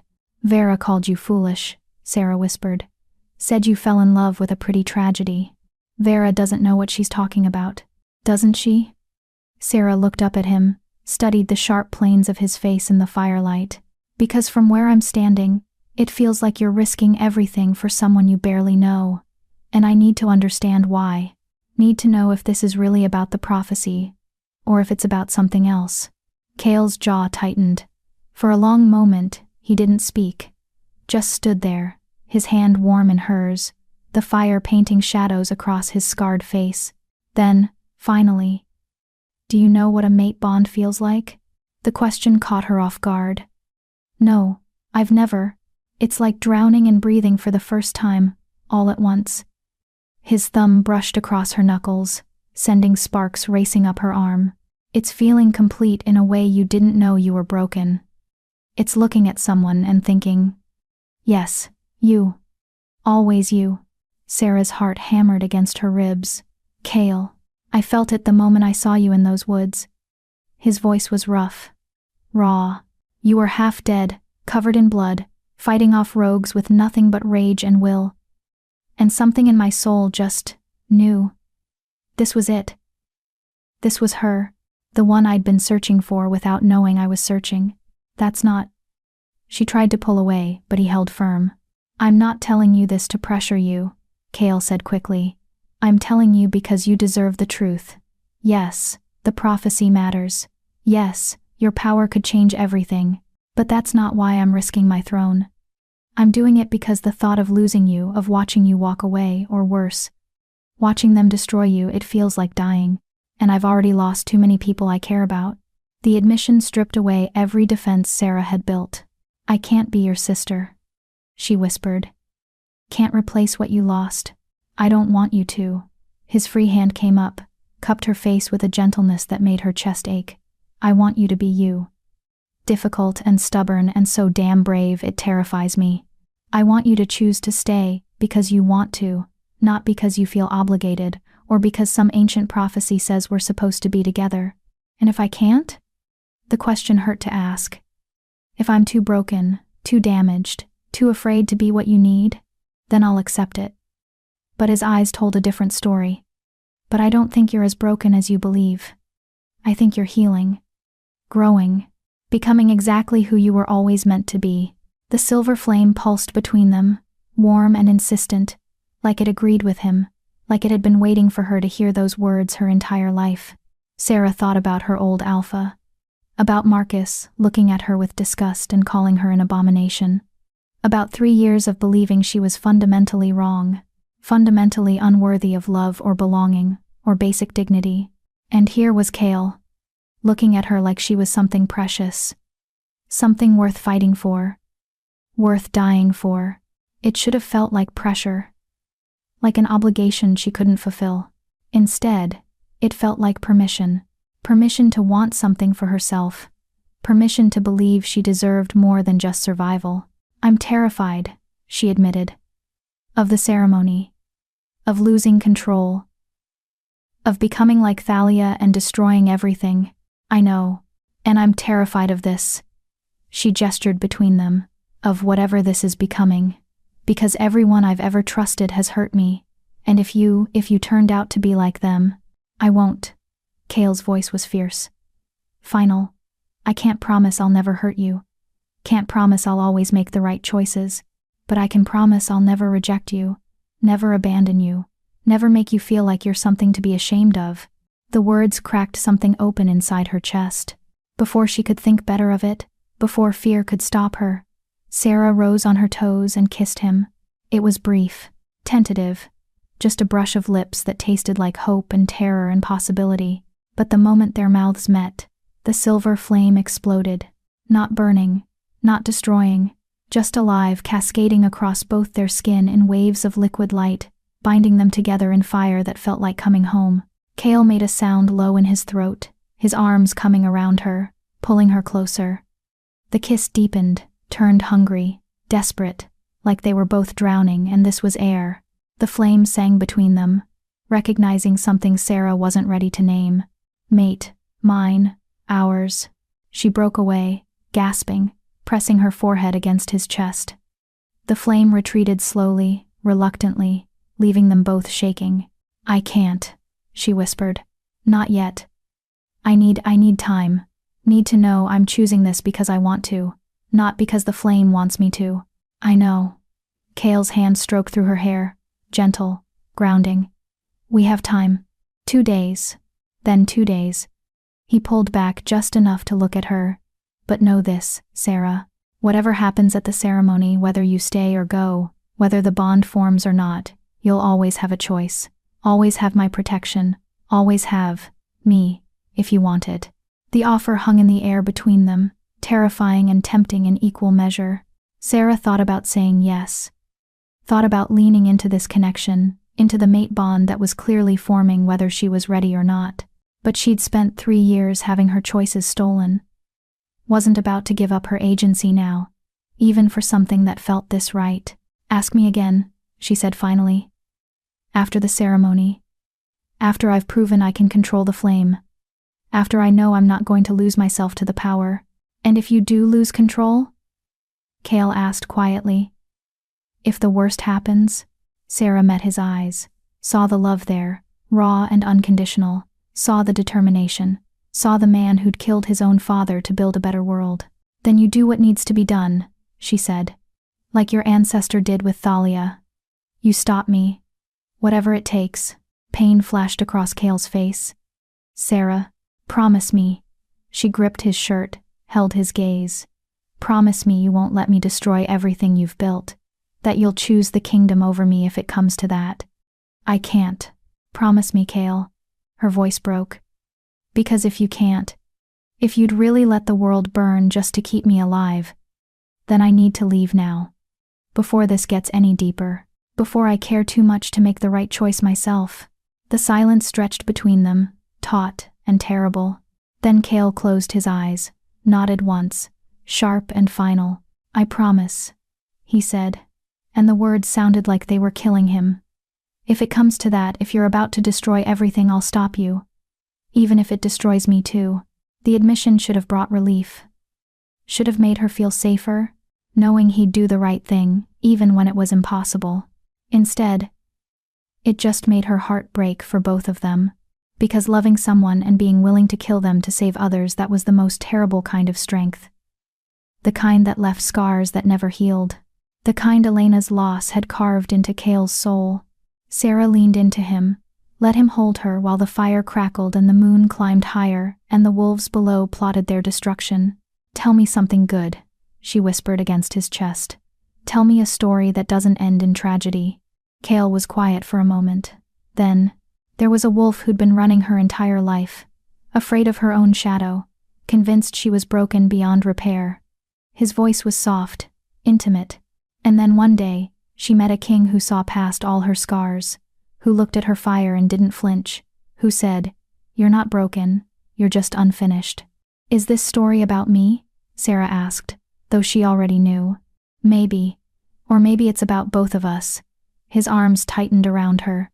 The wolf learned to stop running, and the king learned that some things are worth risking everything for. And together, they rewrote the ending. Made it their own. How does it end? Cale pressed a kiss to the top of her head. "However they choose."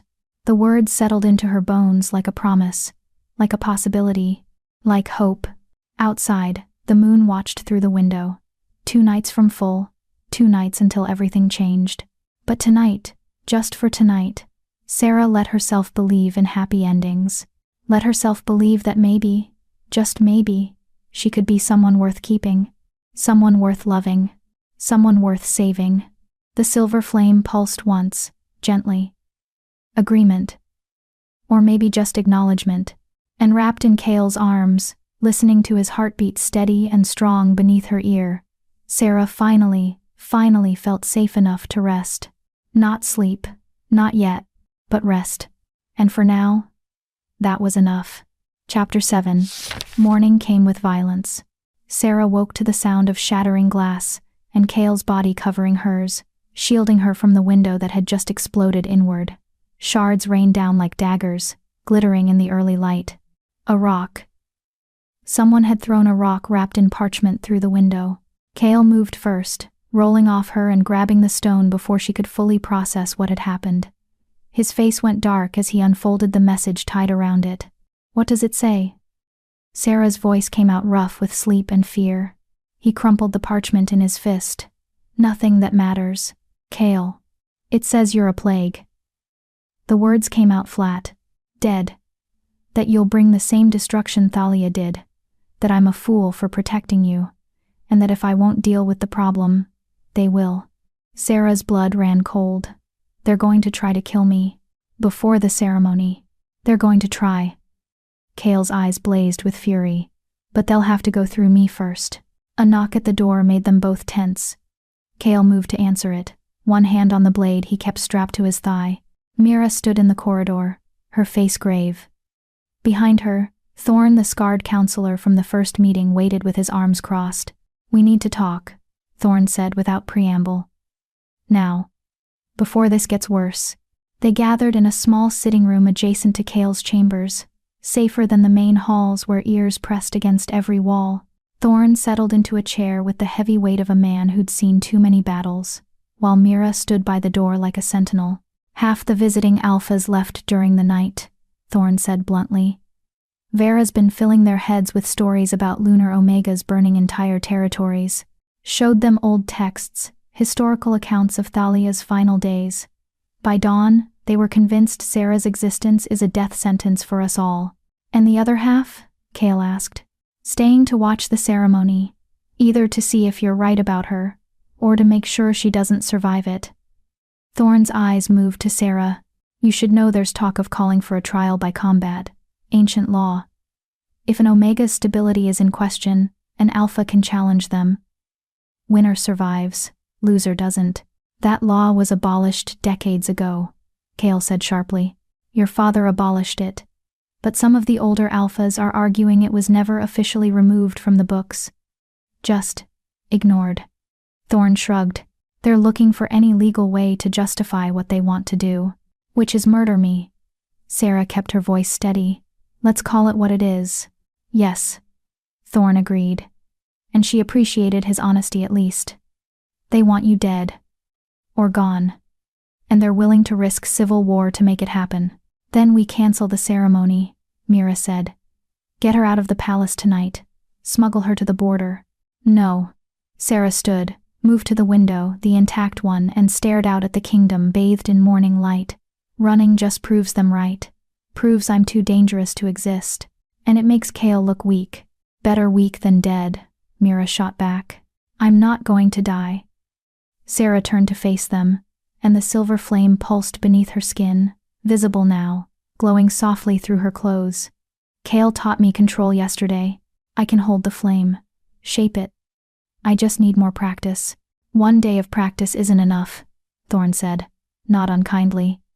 Lunar Omegas train for years to master their power. You're asking for a miracle, then I'll get a miracle.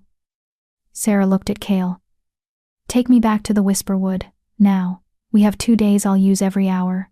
The forest is dangerous, Cale said, though she could see him calculating, considering. The spirit wolves don't always distinguish between friend and enemy, and if we're both gone, Vera will use it against us. Say we're hiding, plotting. Let her say whatever she wants. Sarah moved to him, placed her hand over his heart. I can't face the ceremony without being ready. Can't risk losing control in front of all those alphas. So either we go back to the Whisperwood, or... She swallowed hard. Or you let me leave. Right now, before this destroys you. Not an option. Cale's response was immediate, absolute. Then help me become strong enough to survive. The room fell silent. Outside, she could hear the palace waking servants moving, guards changing shifts, wolves prowling the corridors looking for any excuse to violence. I'll go with you, Thorn said finally. To the Whisperwood. Someone needs to keep watch while you train. And I'm one of the few council members who still thinks this might not end in disaster. You think I can control it? Sarah asked, surprised. I think you're scared enough to try. Thorn stood, all muscle and battle-scarred pragmatism. Fear is a good motivator. Better than confidence. Confident people get careless. Scared people stay sharp. We leave within the hour, Cale decided. Mira, tell the council I'm conducting a private security assessment. That should buy us time. And if they demand to see Sarah, tell them she's under protective confinement. For her own safety. His smile was sharp. They'll like that. Makes them feel like they're in control. Mira nodded and slipped out. Thorn paused at the door, looked back at Sarah. For what it's worth, girl, I hope you prove them wrong. This kingdom could use someone who burns bright instead of just burning. Then he was gone, leaving her alone with Cale. You don't have to do this, Cale said quietly. We could run. Together. Find somewhere they'd never find us, and spend the rest of our lives looking over our shoulders, wondering when they'd finally catch up. Sarah shook her head. I did that for 3 years. I'm done running. Even if it kills you? Even then. She pulled him closer, rested her forehead against his. Because at least this way, I go down fighting. At least this way, I die as myself, not as something broken and afraid. Cale's arms came around her, crushing her against his chest, like he could keep her safe through sheer will alone. I can't lose you, he whispered against her hair. I know I promised. No, I said I'd do what needs to be done. But Sarah, I don't know if I'm strong enough to keep that promise. You are. She pulled back, cupped his scarred face in her hands. You're the strongest person I've ever met, and if it comes to it, if I start to lose myself, you'll do what Elena couldn't. You'll survive. You'll keep building this better world. You'll make sure my death means something. Don't. His voice cracked. Don't talk like you're already gone. I'm not. Sarah kissed him softly, briefly. I'm right here. And I'm going to fight like hell to stay here. But I need to know you'll be okay if the worst happens. I won't be okay. The admission was raw, broken. But I'll survive, like I always do. It was the best promise either of them could make. They returned to the Whisperwood just after midday, stepping through the portal into that impossible forest where magic breathed and whispered. Thorn came through behind them, his hand on his weapon, eyes scanning the silver trees for threats. The spirit wolves appeared almost immediately. They materialized from the shadows like smoke given form, massive creatures with glowing eyes and fur that seemed woven from moonlight itself. 12 of them. 24. All watching. All waiting. They know why we're here, Cale said softly. The forest knows. The largest spirit wolf, easily the size of a horse, padded forward. Its eyes were ancient, knowing, and fixed directly on Sarah. Then it did something unexpected. It bowed. Not a submission. A recognition. The other spirit wolves followed suit, lowering their heads in a synchronized gesture that sent chills racing down Sarah's spine. What does it mean? She whispered. It means they accept you, Thorn said, his voice filled with wonder. The guardians of the old magic. They're acknowledging you as one of their own. The largest spirit wolf rose, moved closer. Sarah held her ground even as every instinct screamed at her to run. It was huge, powerful, capable of tearing her apart with a single bite. Instead, it pressed its massive head against her chest. Right over her heart. Right where the silver flame lived, and the flame responded. It poured out of her like water, cascading across her skin. But this time it didn't feel out of control. It felt right, like the spirit wolf was drawing it out deliberately, testing it, measuring it. Images flashed through her mind. Not quite visions. More like memories that weren't hers. Thalia, standing in this same forest, young and uncertain and afraid, learning to control her power, learning to transform it from weapon to gift. An Alpha King Cale's ancestor standing beside her, not controlling her, not commanding her, just present, supporting, believing. And then the darkness. The moment when fear overtook control, when Thalia's power became too much, when she burned not because she wanted to, but because she didn't know how to stop. Her mate's face, twisted with grief and determination.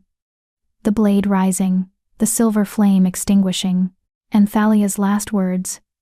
Promise me. Promise me the next one will be stronger. We'll be better. We'll survive. The spirit wolf pulled back, and Sarah gasped, coming back to herself. What did you see? Cale asked urgently. Thalia's last memory. Sarah's voice shook. She knew what was going to happen, knew she was losing control, and she asked her mate to kill her, made him promise that the next lunar Omega. She looked at Cale, tears streaming down her face. She made him promise that I would be strong enough to survive what she couldn't. Then we make sure you are. Cale's jaw set with determination. Whatever it takes. For the next hours, they trained. Cale and Thorn took turns pushing her, testing her limits, forcing her to hold the flame under pressure. They created scenarios, surprise attacks, loud noises, moments designed to trigger fear and loss of control. And each time, Sarah held. Not perfectly. She stumbled, faltered, let the flame surge too hot or sputter too low. But she didn't lose it completely, didn't let it consume her. The spirit wolves watched, silent judges. Sometimes one would step forward, would touch her with a massive paw, and she'd feel the forest's magic flowing into her, teaching her, guiding her. By sunset, she was exhausted. Her muscles screamed, her head pounded. The silver flame flickered weakly beneath her sternum. But she'd done it. Had maintained control for hours. Tomorrow we work on the shift, Cale said, offering her water from a canteen. If you can hold the flame while transforming, while your entire body is changing. I'll prove I'm not a threat, Sarah finished. You were never a threat. Thorn settled against a tree, watching the spirit wolves fade back into the forest. You were just powerful, and people fear power they can't control. They should, Sarah said quietly. I'm terrified of what I could do. What I could become. Good. Cale sat beside her, pulled her against his side. That fear will keep you careful, keep you human. They rested as darkness fell, building a small fire, eating the supplies Mira had packed. For a few hours, it was almost peaceful, just 3 wolves sitting in a sacred forest, pretending the world wasn't waiting to tear them apart. Then Thorn's head jerked up. Someone's coming. He was on his feet instantly, blade drawn. Cale rose too, pushing Sarah behind him. A figure stepped through the portal. Counselor Lyra, the elegant female alpha who'd seemed more curious than hostile during the first meeting. Lower your weapons, she said, hands raised. I'm not here to fight. Then why are you here? Cale demanded. Lyra's expression was grim. To warn you, Vera's made her move. She's called for an emergency vote of no confidence, claims you've abandoned your duties to chase after a fantasy, that you're mentally unfit to rule. She can't, Cale started. She can, and she has the votes. Lyra moved closer, her eyes sad. By morning, unless you return and face the council, they'll strip your title. Install Vera as regent until a proper successor can be chosen. Let them try, Cale growled. There's more. Lyra looked at Sarah. She's also declared you an enemy of the state. Says your presence has caused civil unrest. That you're using dark magic to manipulate the king. There's a warrant for your execution. Effective immediately. The words landed like physical blows. That's insane, Thorn said. She has no authority. She does now. The council granted her emergency powers. As of sunset, she's basically ruling in Cale's stead. Lyra's voice was heavy with regret. I voted against it. But I was outvoted 11-1. Sarah felt the bottom drop out of her world. Everything they'd worked for. Everything Cale had risked. Gone. Stolen by a council that valued control over progress. I'm sorry, Lyra said softly. I came to give you a choice. Come back now. Face them. Maybe you can salvage this. Or... She looked at Sarah. Let her go. Publicly denounce her. Say she deceived you. It might be enough to save your crown. Absolutely not. Cale's response was instant, fierce. Then you've chosen. Lyra nodded once. I'll stand with you when it comes to it, whatever that means. Why? Sarah asked. Why risk yourself for us? Because I remember what it was like under the old regime. The fear, the cruelty. Lyra's smile was sad. And because I have a daughter, Omega born, and I want her to grow up in a world where that's not a death sentence, where she can be powerful and not have to hide. The admission hung in the air, precious and painful. Go back, Cale told Lyra. Tell Vera I'm returning. That I'll face the council. But on my terms. And Sarah? Cale's hand found hers, held tight. Comes with me, as my chosen mate, under my full protection. If they want her, they'll have to kill me first. Lyra paled. Cale, that's final. His voice was steel. I'm done playing politics. Done pretending this is about anything other than fear and control. They want a fight? I'll give them one. This will end in bloodshed, Lyra warned. Then it ends in bloodshed. Cale looked at Sarah, and his eyes held everything he'd been too afraid to say out loud. I'm not losing her. Not to them. Not to anyone. Sarah's chest tightened. This was it. The moment where he chose her over everything. Where he proved that Vera was right, he would let the world burn rather than let her go. You promised, she whispered. You promised you'd choose the kingdom. I lied. His smile was broken. Beautiful. Or maybe I just realized the kingdom isn't worth saving if it means sacrificing the people I love to keep it. The word hung between them. Love. He'd said it. Finally said it out loud. And God's help her. Sarah felt it too. That terrifying, impossible thing that had been building since the moment he'd offered her sanctuary. We go back together, she said. Decision made. We face them together. And if they want to execute me, they'll have to do it in front of the entire kingdom. Make them own their cruelty. Sarah, no more running, remember? She squeezed his hand. You taught me that. Time to follow my own advice. Thorn sheathed his blade. Then we all go, and we make damn sure they remember what happens when you corner wolves who have nothing left to lose. Lyra looked between the three of them, this impossible alliance of a disgraced king, a rejected Omega, and a scarred warrior who'd chosen principle over politics. You're all insane, she said. Probably, Sarah agreed. But at least we're insane together. They stepped back through the portal as midnight approached. One day until the full moon. One day until the ceremony. One day until everything burned or everything changed. The palace guards were waiting. Dozens of them, weapons drawn, surrounding the portal chamber, and at their head stood Vera, her expression triumphant. "Cale Thornheart," she said, her voice ringing with authority. "By order of the High Council, you are hereby stripped of your title and authority. You will surrender peacefully or be taken by force. And if I refuse?" Cale asked calmly. "Then you'll die a traitor." Vera's eyes moved to Sarah. "And your Omega dies with you." The silver flame roared to life inside Sarah's chest. Hot, hungry, begging to be released. She looked at Cale, saw the decision forming in his eyes, saw him choose. "So be it," he said, and the world exploded into chaos. Chapter 8. The first guard who lunged at Cale never reached him. Sarah moved on instinct, the silver flame erupting from her palms in a wall of liquid fire that sent the guard stumbling backward, blinded but unharmed, not burning, just stopping.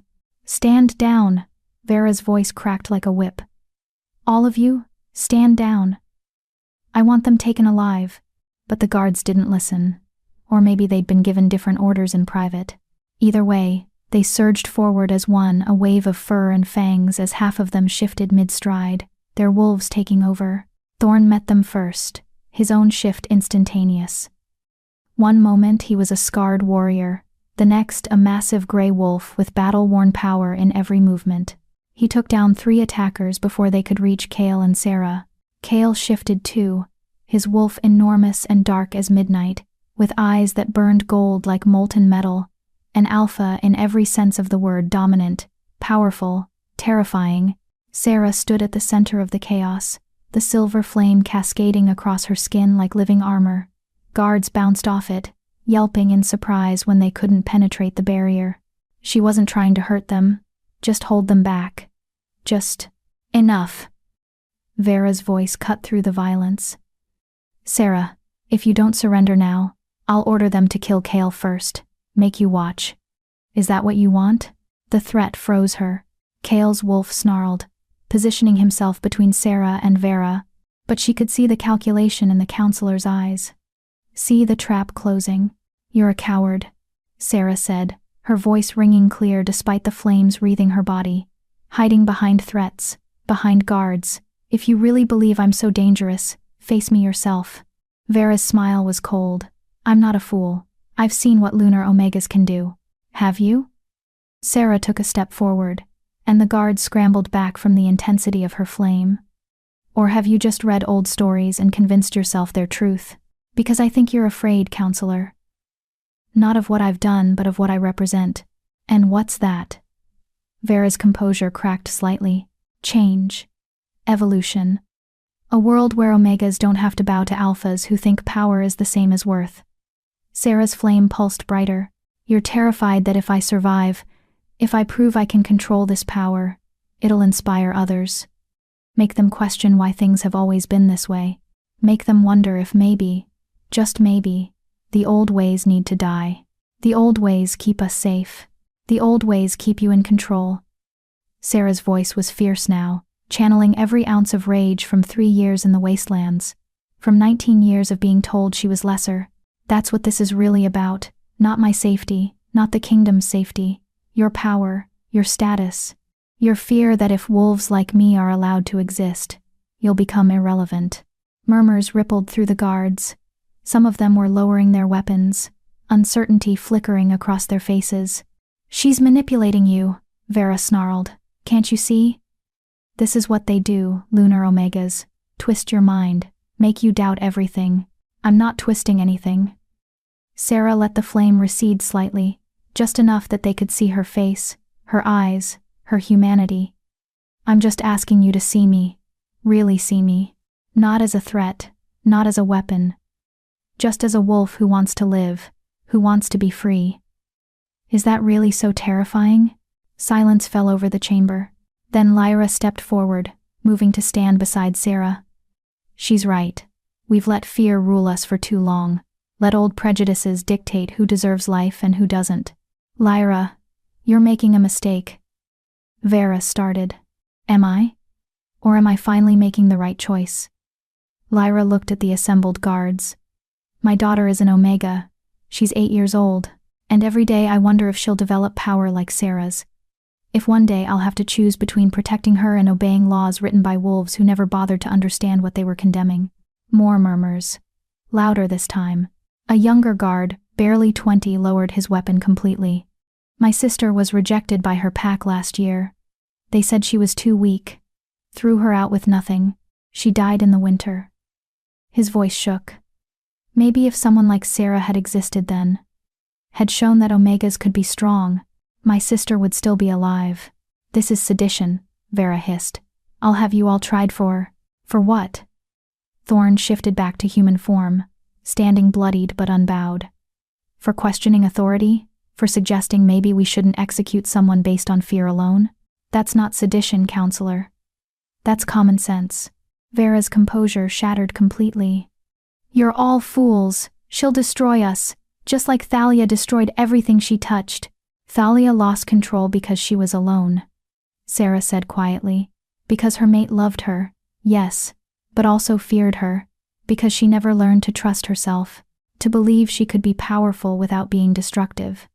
She looked at Cale, at his wolf standing fierce and loyal beside her. I'm not alone, and I'm not afraid anymore. She let the flame build. Let it grow until the entire chamber glowed with silver light. Let them see exactly what she was capable of. And then, with every guard watching, with Vera's face going pale with terror, Sarah controlled it, shaped it, wove it into intricate patterns that danced through the air like living things. The flame became wolves, became trees, became the moon itself, all crafted from her power and her will. Gasps echoed through the chamber. Wonder, awe, fear, but a different kind now. Not fear of a monster, fear born of witnessing something holy. This is what I am, Sarah said, her voice carrying to every corner of the room. Not a weapon, not a curse, just different, just powerful in a way that scares people who think power should look a certain way. She let the flame dissipate slowly, gently, until she stood human and whole, and completely in control. So here's my offer, Counselor Vera. Call off your guards, reinstate Cale, and let me prove at tomorrow's ceremony that I'm not a threat. Let me shift in front of the entire kingdom. And if I lose control, if I become what you fear, then Cale has my permission to end me. Just like Thalia's mate did. No, Cale's voice came out as a growl. He'd shifted back to human, was moving toward her with fury in his eyes. We're not agreeing to that. Yes, we are. Sarah met his gaze steadily. Because it's the only way this ends without bloodshed. The only way we prove I'm strong enough to survive what Thalia couldn't. And if something goes wrong, Cale demanded, if the moon affects you differently than you expect, if the pressure of performing in front of hundreds of wolves makes you lose control, then you keep your promise. She took his hands, held them tight. And you save the kingdom. Like you've always done. I hate this plan. But she could see him calculating, weighing options. Seeing that she was right. Even if it killed him to admit it. Do we have a deal? Sarah asked Vera. The counselor looked between them, looked at her guards, half of whom had completely lowered their weapons now, looking at Sarah with something that wasn't quite trust but wasn't hostility either. Fine, Vera said finally, the word like glass in her mouth. Tomorrow, moonrise, the entire kingdom as witness. You shift, you prove you can control your power. And if you fail, if I fail, I won't survive anyway. Sarah's voice was calm, final. The flame will consume me from the inside out. Either way, your problem is solved. The brutal honesty of it made several guards flinch. Then we have an accord. Vera gestured sharply, and the guards began to disperse. But know this, girl, I'll be watching. And at the first sign of instability, the first flicker of lost control, I won't wait for the king to act. I'll end you myself. I'd expect nothing less. Sarah inclined her head slightly. A gesture that wasn't quite respect but acknowledged Vera's position. The counselor swept from the chamber, taking most of the guards with her. but some stayed behind, including the young one who'd spoken about his sister. He approached hesitantly. "I'm sorry," he said, "for attacking you. I was just following orders." "I know." Sarah offered him a small smile. "It's what we're all trained to do. Follow, obey, don't question." She paused. "But maybe it's time we learn to think for ourselves, to decide what's right, instead of just what's traditional." The guard nodded slowly, then backed away, leaving them alone. Lyra remained, watching Sarah with newfound respect. "That was either the bravest thing I've ever seen or the most foolish. Can't it be both?" Sarah asked tiredly. The adrenaline was crashing now, leaving her shaking and exhausted. "Fair point." Lyra looked at Cale. "Your title is still technically stripped. The council vote stands until tomorrow's ceremony. If she succeeds, I'll motion to have you reinstated. Until then, I'm just a wolf who's loyal to someone worth protecting." Cale moved to Sarah's side, wrapped an arm around her waist when her legs threatened to give out. "I can live with that." Lyra departed with a final nod, leaving just the three of them, Cale, Sarah, and Thorn. "You realize," Thorn said, breaking the silence, "that by making that offer, you've painted an even bigger target on your back. If Vera can find a way to make you lose control tomorrow, she will." "I know." Sarah leaned into Cale's strength. Let him hold her upright. "But at least this way, it's my choice. My decision. I'm not running. Not hiding. Just facing it head on." "You're insane," Thorn said, but there was admiration in his voice. "But I respect it. And for what it's worth, I think you're going to prove them all wrong." "I hope you're right." Sarah closed her eyes, felt exhaustion pulling at her. "Because if you're not, tomorrow night you'll all be cleaning up what's left of me."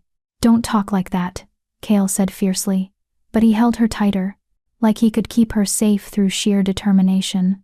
They made their way back to Cale's chambers, former chambers, technically, but no one stopped them.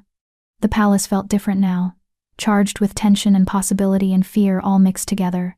Inside, with the door locked and guards posted outside, Thorn had insisted Sarah finally let herself collapse, not onto the bed, onto the floor, her back against the wall, her entire body trembling with aftershocks from channeling so much power. Cale knelt beside her, his hands gentle as they checked her over for injuries. "I'm fine," she assured him. "Just tired. So tired. You shouldn't have made that deal." His voice was rough. "Shouldn't have given them permission to kill you." "What choice did I have?" She opened her eyes, met his tortured gaze. "Let them fight us here? Watch wolves die because they were caught between loyalty and orders? This way, at least it's clean. At least it's on my terms. You're talking about your death like it's inevitable." "Maybe it is." The admission hurt. "Thalia died, Cale. The most powerful lunar Omega in history couldn't survive her own power. What makes you think I can do better? Because you're not her." His hands cupped her face, forcing her to focus on him. "Because you've survived things she never had to face. 3 years in the wastelands. Rejection. Starvation. Attacks. You're already stronger than she ever was. Or I'm just more stubborn." But his words warmed something cold inside her chest. "Stubbornness is a kind of strength." Cale pressed his forehead to hers. "And I believe in you. Even if you don't believe in yourself yet." Sarah closed her eyes, let his certainty wash over her, wanted desperately to believe he was right. "Tomorrow," she whispered. "Tomorrow we find out if faith is enough." Outside, the moon climbed higher. 1 day from full. 1 day from the ceremony that would either prove she was worth saving or prove everyone's fears correct. Cale lifted her gently, carried her to the bed despite her weak protests, tucked the blankets around her like she was something precious, something worth protecting. "Sleep," he commanded softly. "I'll keep watch. You need rest too. I'll rest when this is over." His smile was sad. "When I know you're safe. Cale." "Sleep, Sarah." He pressed a kiss to her forehead. "Let me have this. Let me protect you in the small ways, since you won't let me protect you in the big ones." She wanted to argue, wanted to tell him she didn't need protecting, but the exhaustion was too much, and his presence, solid, steady, faithful, made her feel safer than she had in years. So she slept, and dreamed of silver flames that didn't burn, of white wolves running free under moonlight, of endings that weren't tragedies, and of a scarred alpha king who looked at her like she was the moon itself, beautiful, untouchable, worth every risk. When she woke, it would be the day of reckoning. But tonight, just for tonight, she let herself dream of survival, of victory, of love that was strong enough to withstand even the hottest flame. The silver fire pulsed once in her chest. Quiet. Content. Waiting for tomorrow, when everything would change. Chapter 9. The day of the moonrise ceremony dawned cold and merciless. Sarah woke to find Cale standing at the window, silhouetted against pale morning light. He hadn't slept, she could see it in the tension of his shoulders, in the way he held himself like he was already bracing for loss. "You're still here," he said without turning. Statement, not question. "Where else would I be?" She rose, wrapped a blanket around her shoulders against the chill, and moved to stand beside him. Below, the courtyard was transforming. Workers erected a massive platform at the center, surrounded by torches that would burn silver when lit, traditional for ceremonies involving moon magic. Beyond the palace walls, she could see them arriving. Wolves from every territory, hundreds of them, maybe thousands. All coming to witness her triumph or her destruction. "It's not too late," Cale said quietly. "We could still run. I've got horses ready, supplies. We could be at the border by nightfall. And then what? Spend our lives as exiles? Fugitives?" Sarah shook her head. "You'd lose everything you've built, everything your sister died for. I'd have you." He finally looked at her, and the rawness in his eyes stole her breath. "That would be enough." "No, it wouldn't." She took his hand, laced their fingers together. "You'd resent me eventually, hate me for making you choose between love and duty, and I'd hate myself for letting you. You don't know that." "Yes, I do." She squeezed his hand. "Because I know you, Cale. Know you're a king not just by title but by nature. You can't walk away from responsibility any more than I can walk away from what I am." He pulled her closer, buried his face in her hair. "I'm terrified. So am I." The admission came easily now. "Honest. I'm terrified I'll lose control. Terrified I'll prove Vera right. Terrified that my last sight will be your face as you drive a blade through my heart to stop me from destroying everything." "Don't." His voice cracked. "Please don't say it like that." "But that's what might happen." She pulled back, made him look at her. "And if it does, if I start to burn uncontrollably, you can't hesitate.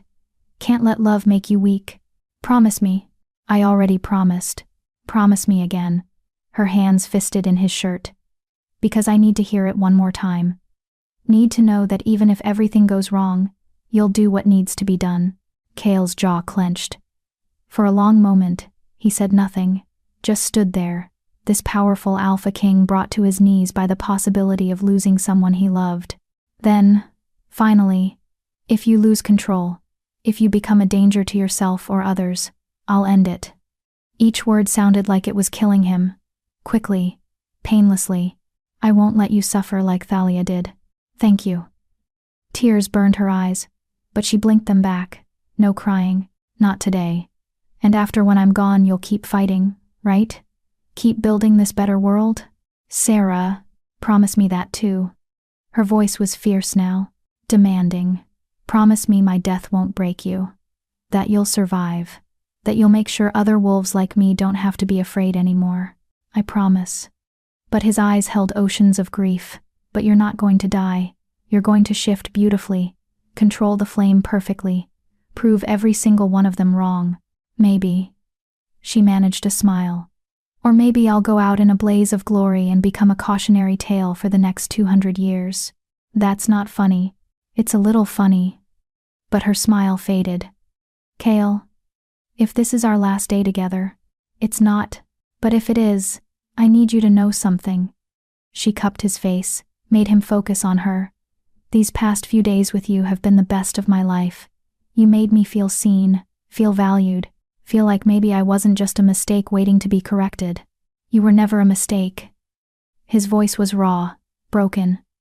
"You were always meant to be exactly this, Powerful, beautiful, mine. The last word hung between them, weighted with everything they'd been dancing around. Yours. Sarah repeated softly. Is that what you want? For me to be yours? I want you to be yours first. Cale's thumb brushed across her cheekbone. To belong to yourself. To choose your own path. But if when you survive this, if you decide you want to explore what this is between us. He swallowed hard. Then yes, I want you to be mine. Want to be yours. Want to build something together that doesn't end in tragedy. That sounds like a future. Sarah's voice was barely a whisper. And futures are dangerous things to dream about. Then let's be dangerous together. She kissed him then. Slow and deep and full of every word they were too afraid to say out loud. The silver flame pulsed between them, warm, steady, certain. The mate bond they'd been fighting sang in recognition, trying to tie itself permanently around their hearts. Not yet. Not until she proved she could survive what was coming. But maybe, just maybe soon. They pulled apart when Mira knocked, entering with clothes for the ceremony. Traditional garments white for Sarah, symbolizing either purity or sacrifice depending on the outcome. Black for Cale, the color of mourning or protection. The symbolism wasn't lost on anyone. The packs are gathering, Mira said, her voice heavy. I've never seen so many wolves in one place. Representatives from every territory. Even some from beyond our borders. Good. Sarah's chin lifted. Let them all watch. Let them all see. There's something else. Mira hesitated. Vera's been spreading a rumor. Says that if you survive the shift, if you prove you can control the flame, she'll challenge you anyway. Trial by combat. Old law. Says the kingdom has a right to test your strength, not just your control. Of course she will. Sarah wasn't even surprised. She'll do whatever it takes to see me dead. You could refuse the challenge, Cale said. Combat trials aren't mandatory if I refuse, I look weak. Afraid. Sarah shook her head. No. If she challenges me, I'll accept. Might as well settle everything in one night. You're not a warrior, Mira said gently. Vera's been training for decades. She'll tear you apart. Then I'll burn her first. Sarah's smile was sharp, feral. I've got moon flame, and nothing left to lose. That makes me more dangerous than any trained warrior. Mira looked at Cale. Talk sense into her. I can't. He sounded resigned. She's made up her mind. And honestly, I think she's right. Better to face everything at once than draw it out. You're both insane. But Mira helped Sarah dress anyway, her hands gentle as she arranged the white fabric, braided silver cord through her hair. By the time she was finished, Sarah looked like something from legend. A moon maiden, a warrior priestess, a sacrifice dressed for the altar. Perfect. Sunset came too quickly. Sarah stood in a small antechamber just off the courtyard, listening to the crowd outside grow louder, restless, eager. They'd come for a show, either her victory or her death. Either way, they'd get their entertainment. Thorn appeared in the doorway. They're ready for you. And Vera? Front row, already promised to challenge you if you survive the shift. Thorn's expression was grim. You don't have to do this, you know. There are other ways. No, there aren't. Sarah moved to the door, paused. If I don't make it, thank you, for standing with me, for believing I was worth the risk. You are worth it. Thorn's voice was gruff. Now go prove it to the rest of them. Cale was waiting at the entrance to the courtyard. He took her hand, laced their fingers together. Whatever happens, I know. She squeezed once. I love you too. She'd said it. Finally said it out loud. Cale's eyes widened, then filled with something that looked like wonder and grief mixed together. Come back to me, he whispered. Please, just come back to me. I'll try. It was the only promise she could make. They walked into the courtyard together. The crowd erupted into noise, cheers from some, jeers from others. Mostly just shocked silence as they took in the sight of the rejected Omega walking beside their disgraced king like an equal. The platform loomed ahead, torches burning silver and bright. At its center stood an altar, the same one from the Whisperwood, somehow transported here. Sacred ground. Neutral territory where magic worked differently. Vera stood at the platform's edge, her expression cold and satisfied. Are you ready, girl? More than you know, Sarah climbed the stairs without hesitation, stood at the center of the platform where everyone could see. Silence fell like a curtain. "You all came here tonight to witness something," Sarah said, her voice carrying across the courtyard. "To see if I'm what you fear or what you need. To judge whether power like mine deserves to exist." She turned slowly, meeting eyes across the crowd. "I don't blame you for being afraid. Fear is natural when faced with something unknown, something that doesn't fit into the neat categories you've created. But here's what I know." She placed her hand over her heart. "I'm not a monster. I'm not a curse. I'm just a wolf who's been running her whole life. From rejection, from shame, from my own power because I was taught it made me wrong. Well, I'm done running." The silver flame began to build, visible through the white fabric of her dress.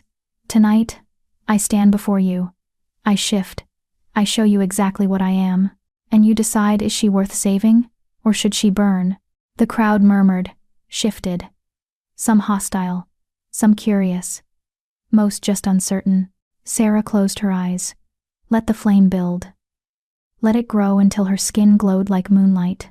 And then, with every wolf watching, with Cale's hand pressed to his heart like he was trying to hold himself together, she began to shift. "Now, here's where I need you to do something.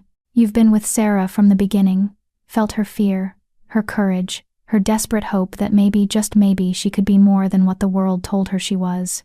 And right now, she's standing on that platform, about to either prove everyone wrong or die trying.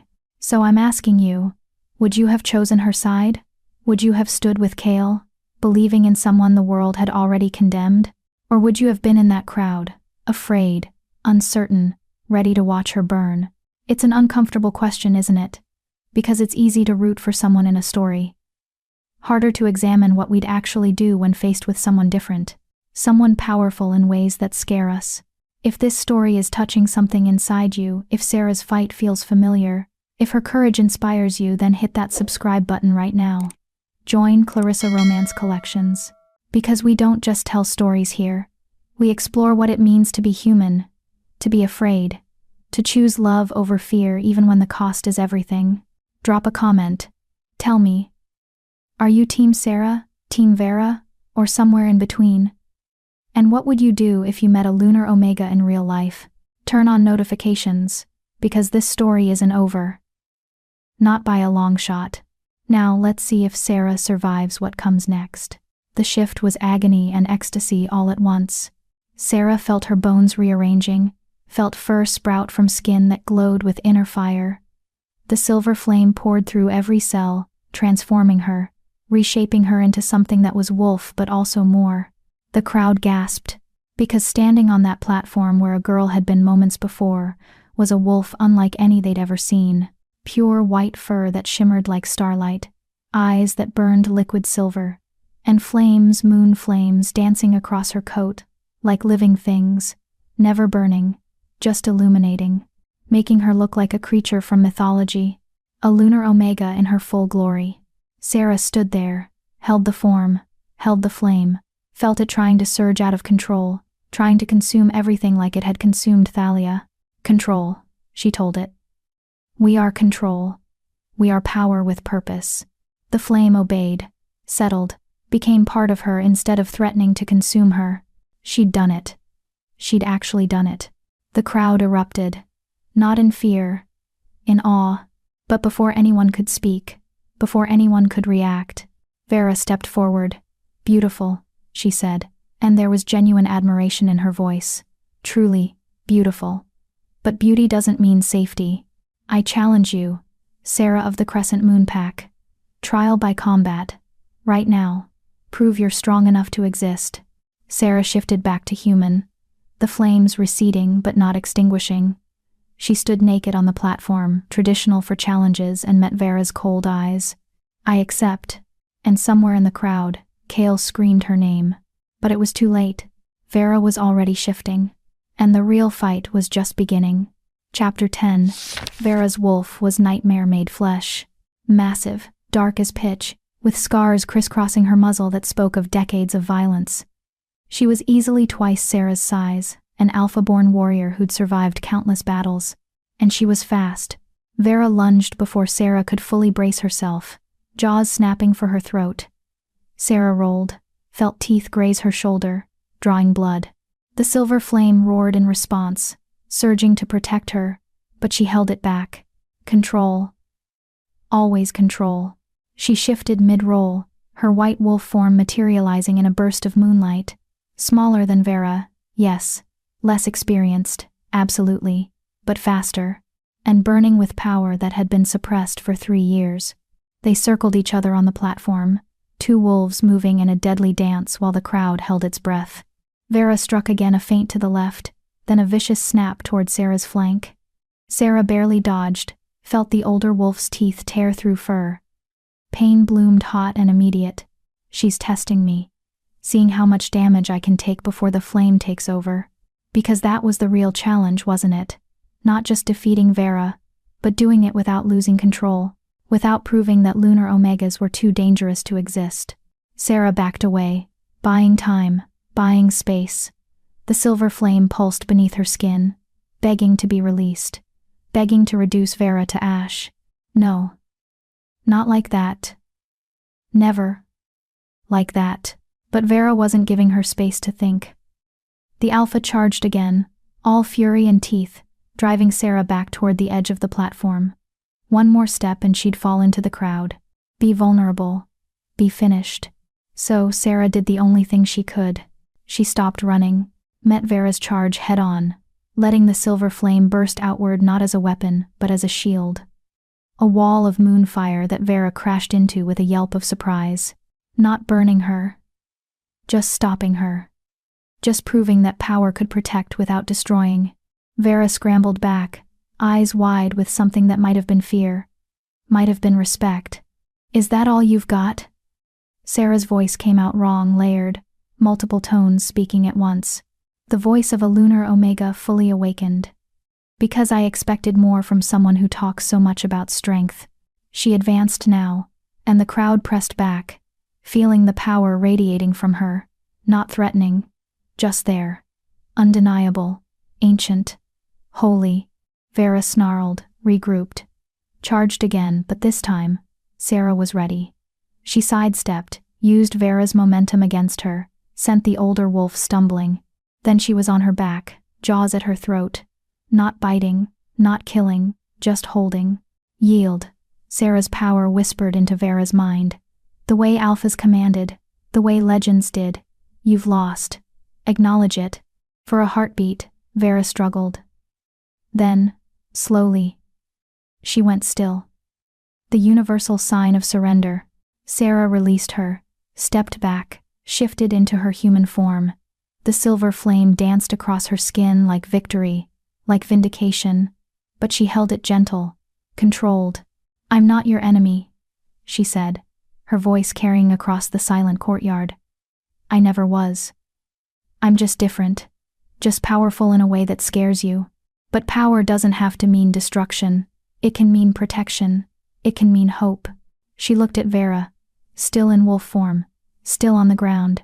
You were right to fear what happened to Thalia, right to want to protect the kingdom from that kind of loss. But I'm not her. I'm me. And I'm asking you, all of you, to give me a chance to prove that different doesn't mean dangerous. Silence, heavy and absolute. Then, from the crowd, someone began to clap. The young guard who'd spoken about his sister. He was clapping, tears streaming down his face, looking at Sarah like she'd given him something he'd thought was lost forever. Hope. Others joined, slowly at first, then building. Not everyone there were still wolves who looked at her with fear, with suspicion, but enough. Enough that it mattered. Lyra stepped onto the platform, placed a formal cloak around Sarah's shoulders. By the laws of trial by combat, you've proven your strength. By the testimony of these witnesses, you've proven your control. She looked at the crowd, her voice ringing with authority. I move to recognize Sarah as a full member of this kingdom, under the king's protection, with all rights and privileges afforded to wolves of her standing. Seconded, Thorn called from somewhere in the crowd. Thirded, came another voice, then another, then dozens. Vera shifted back to human, stood slowly. Her expression was unreadable, defeat and respect, and lingering fear all mixed together. "You won," she said simply. "I acknowledge it." "Then acknowledge one more thing." Cale climbed onto the platform, moved to Sarah's side. "She's my chosen mate, my partner. And anyone who wants to challenge her will have to go through me first." He took her hand, lifted it high. "I present to you Sarah Moonborn, Lunar Omega, survivor, and if you'll have us your queen." The crowd erupted, some in celebration, some in protest, but mostly in shock, because it had happened. She'd done what everyone thought was impossible. She'd survived her own power. Sarah stood there, wrapped in Cale's cloak, and his love, the silver flame dancing gently across her skin. She'd proven she could control it, proven she was strong enough to exist. But as the celebration began, as wolves flooded the platform to swear loyalty or demand answers, something shifted. The ground trembled. Just once. So subtle most people didn't notice. But Sarah felt it. And judging by the way Cale's hand tightened on hers, he felt it too. From somewhere beyond the palace walls, beyond the kingdom itself, a howl rose. Not a wolf's howl. Something older, darker, wrong in a way that made every instinct scream danger. The silver flame in Sarah's chest pulsed. Not in response to her emotions, in warning. She looked at Cale, saw her own fear reflected in his eyes. "What was that?" someone in the crowd asked nervously. Before anyone could answer, Thorn appeared at the platform's edge, his face grim. "My king, we have a problem. The border guards just reported something. Multiple somethings." "What kind of somethings?" Cale demanded. "Shadows, moving through the forest. Not wolves, not any creature they recognize." Thorn's voice was tight with barely controlled fear. "And they're all heading this way." The celebration died instantly. Wolves began shifting, taking defensive positions, preparing for an attack no one understood. But Sarah understood. Or at least, she was beginning to. Because the silver flame was showing her something. A vision. A memory from the Whisperwood that she hadn't realized she'd absorbed. Thalia, in her final moments, screaming words that her mate thought were madness. "They're coming. The ones who gave us this power. They're coming to reclaim what we stole. It's not just about Lunar Omegas being dangerous." Sarah whispered, the truth hitting her like a physical blow. "That's not why the old laws were written. Not why Thalia's mate killed her." "Then why?" Cale asked, though his face suggested he already knew, already understood. "Because the moon's gift comes with a price." Sarah's voice shook. "And when a Lunar Omega awakens fully, when she claims her power completely, she doesn't just become a bridge between mortal and divine. She becomes a beacon. A signal." "A signal to what?" Vera demanded. All their animosity forgotten in the face of this new threat. Sarah met her eyes. "To the old ones, the beings who lived before wolves, before mortals, the ones who gave Thalia her power 200 years ago." She paused, felt the truth settle like ice in her veins. "And who've been waiting ever since for another Lunar Omega to rise, so they could come back, so they could reclaim this world they once ruled." The courtyard went deathly silent. Another howl rose from the forest, closer this time, multiple voices joining in a chorus that sounded like the end of everything. "How long?"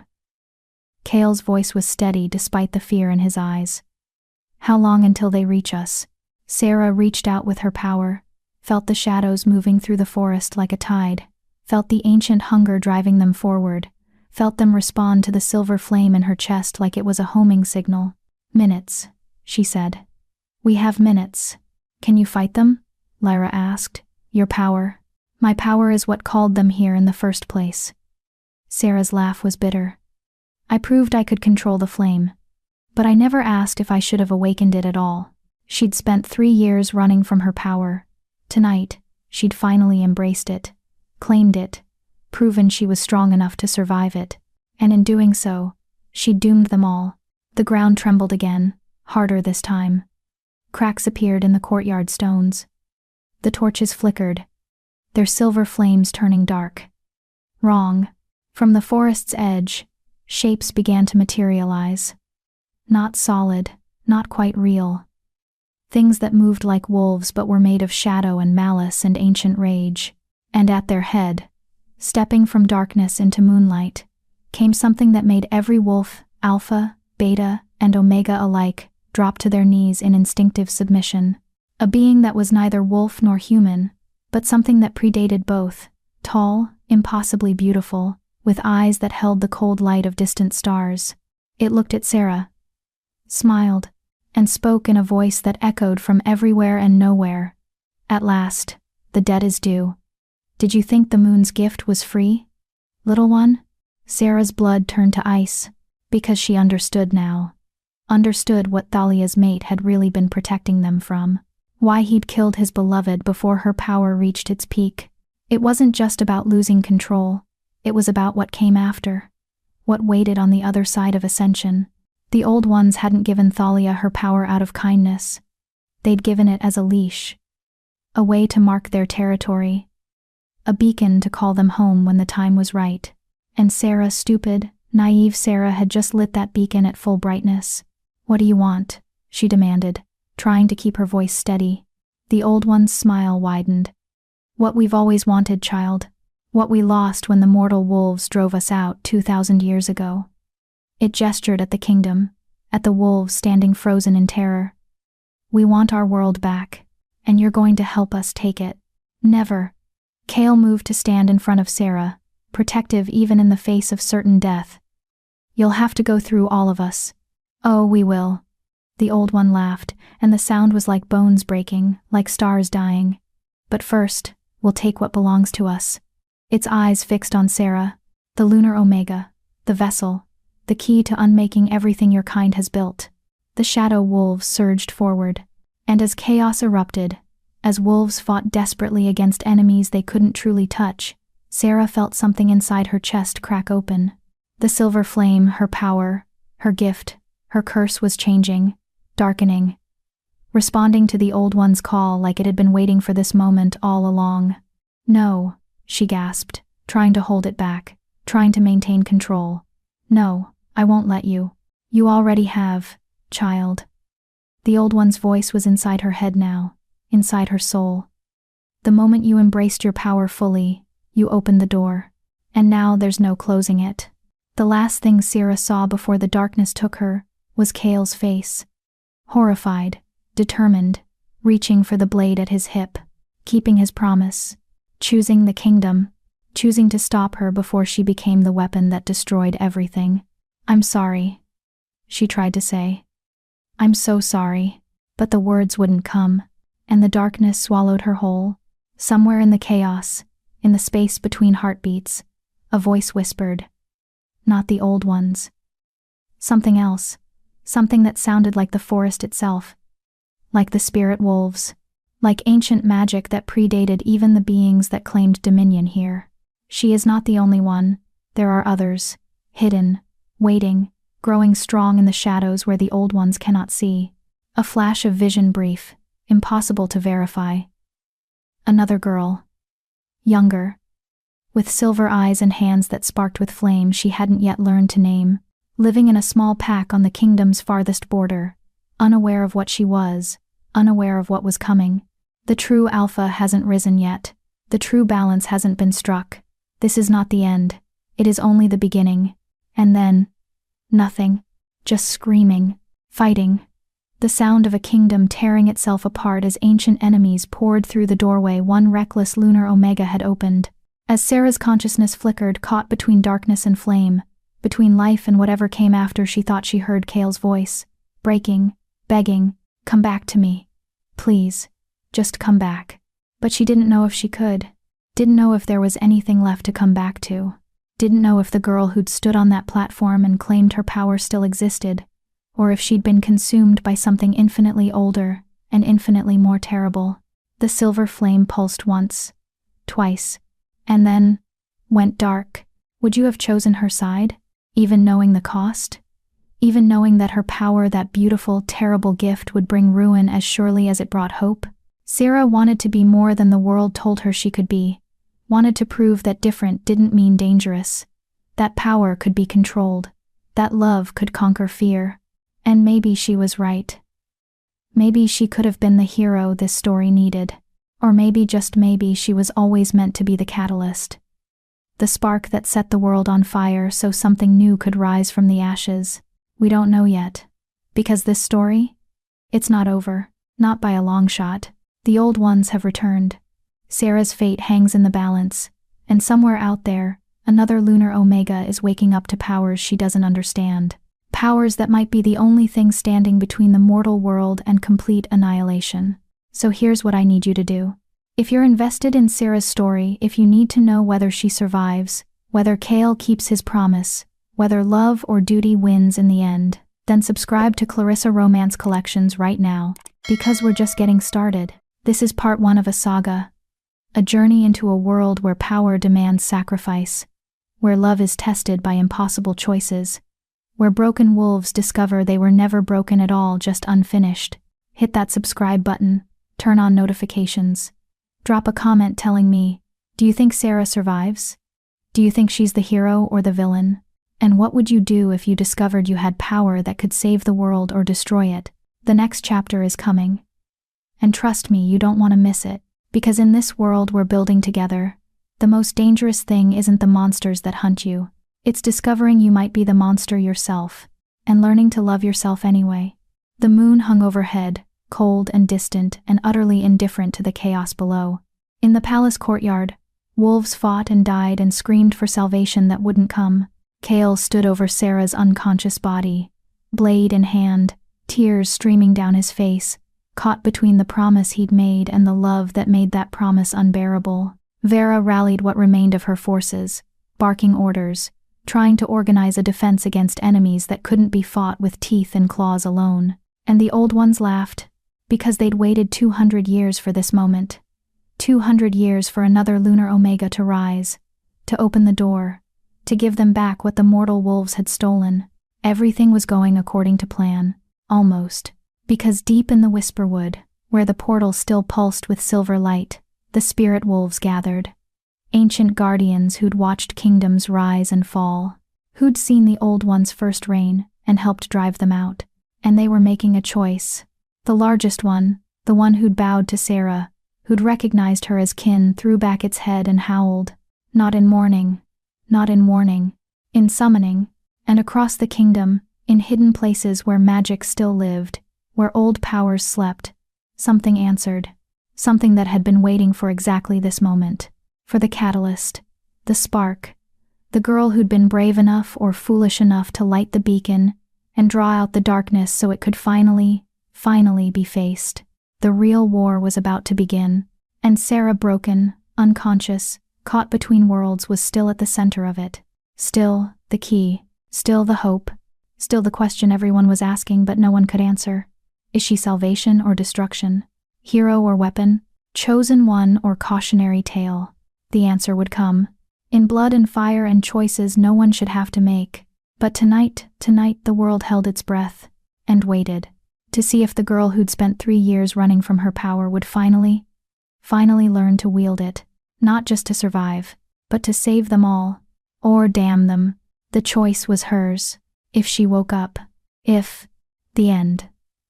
For now, thank you for experiencing Sarah's journey. Subscribe to Clarissa Romance Collections for the next chapter in this saga.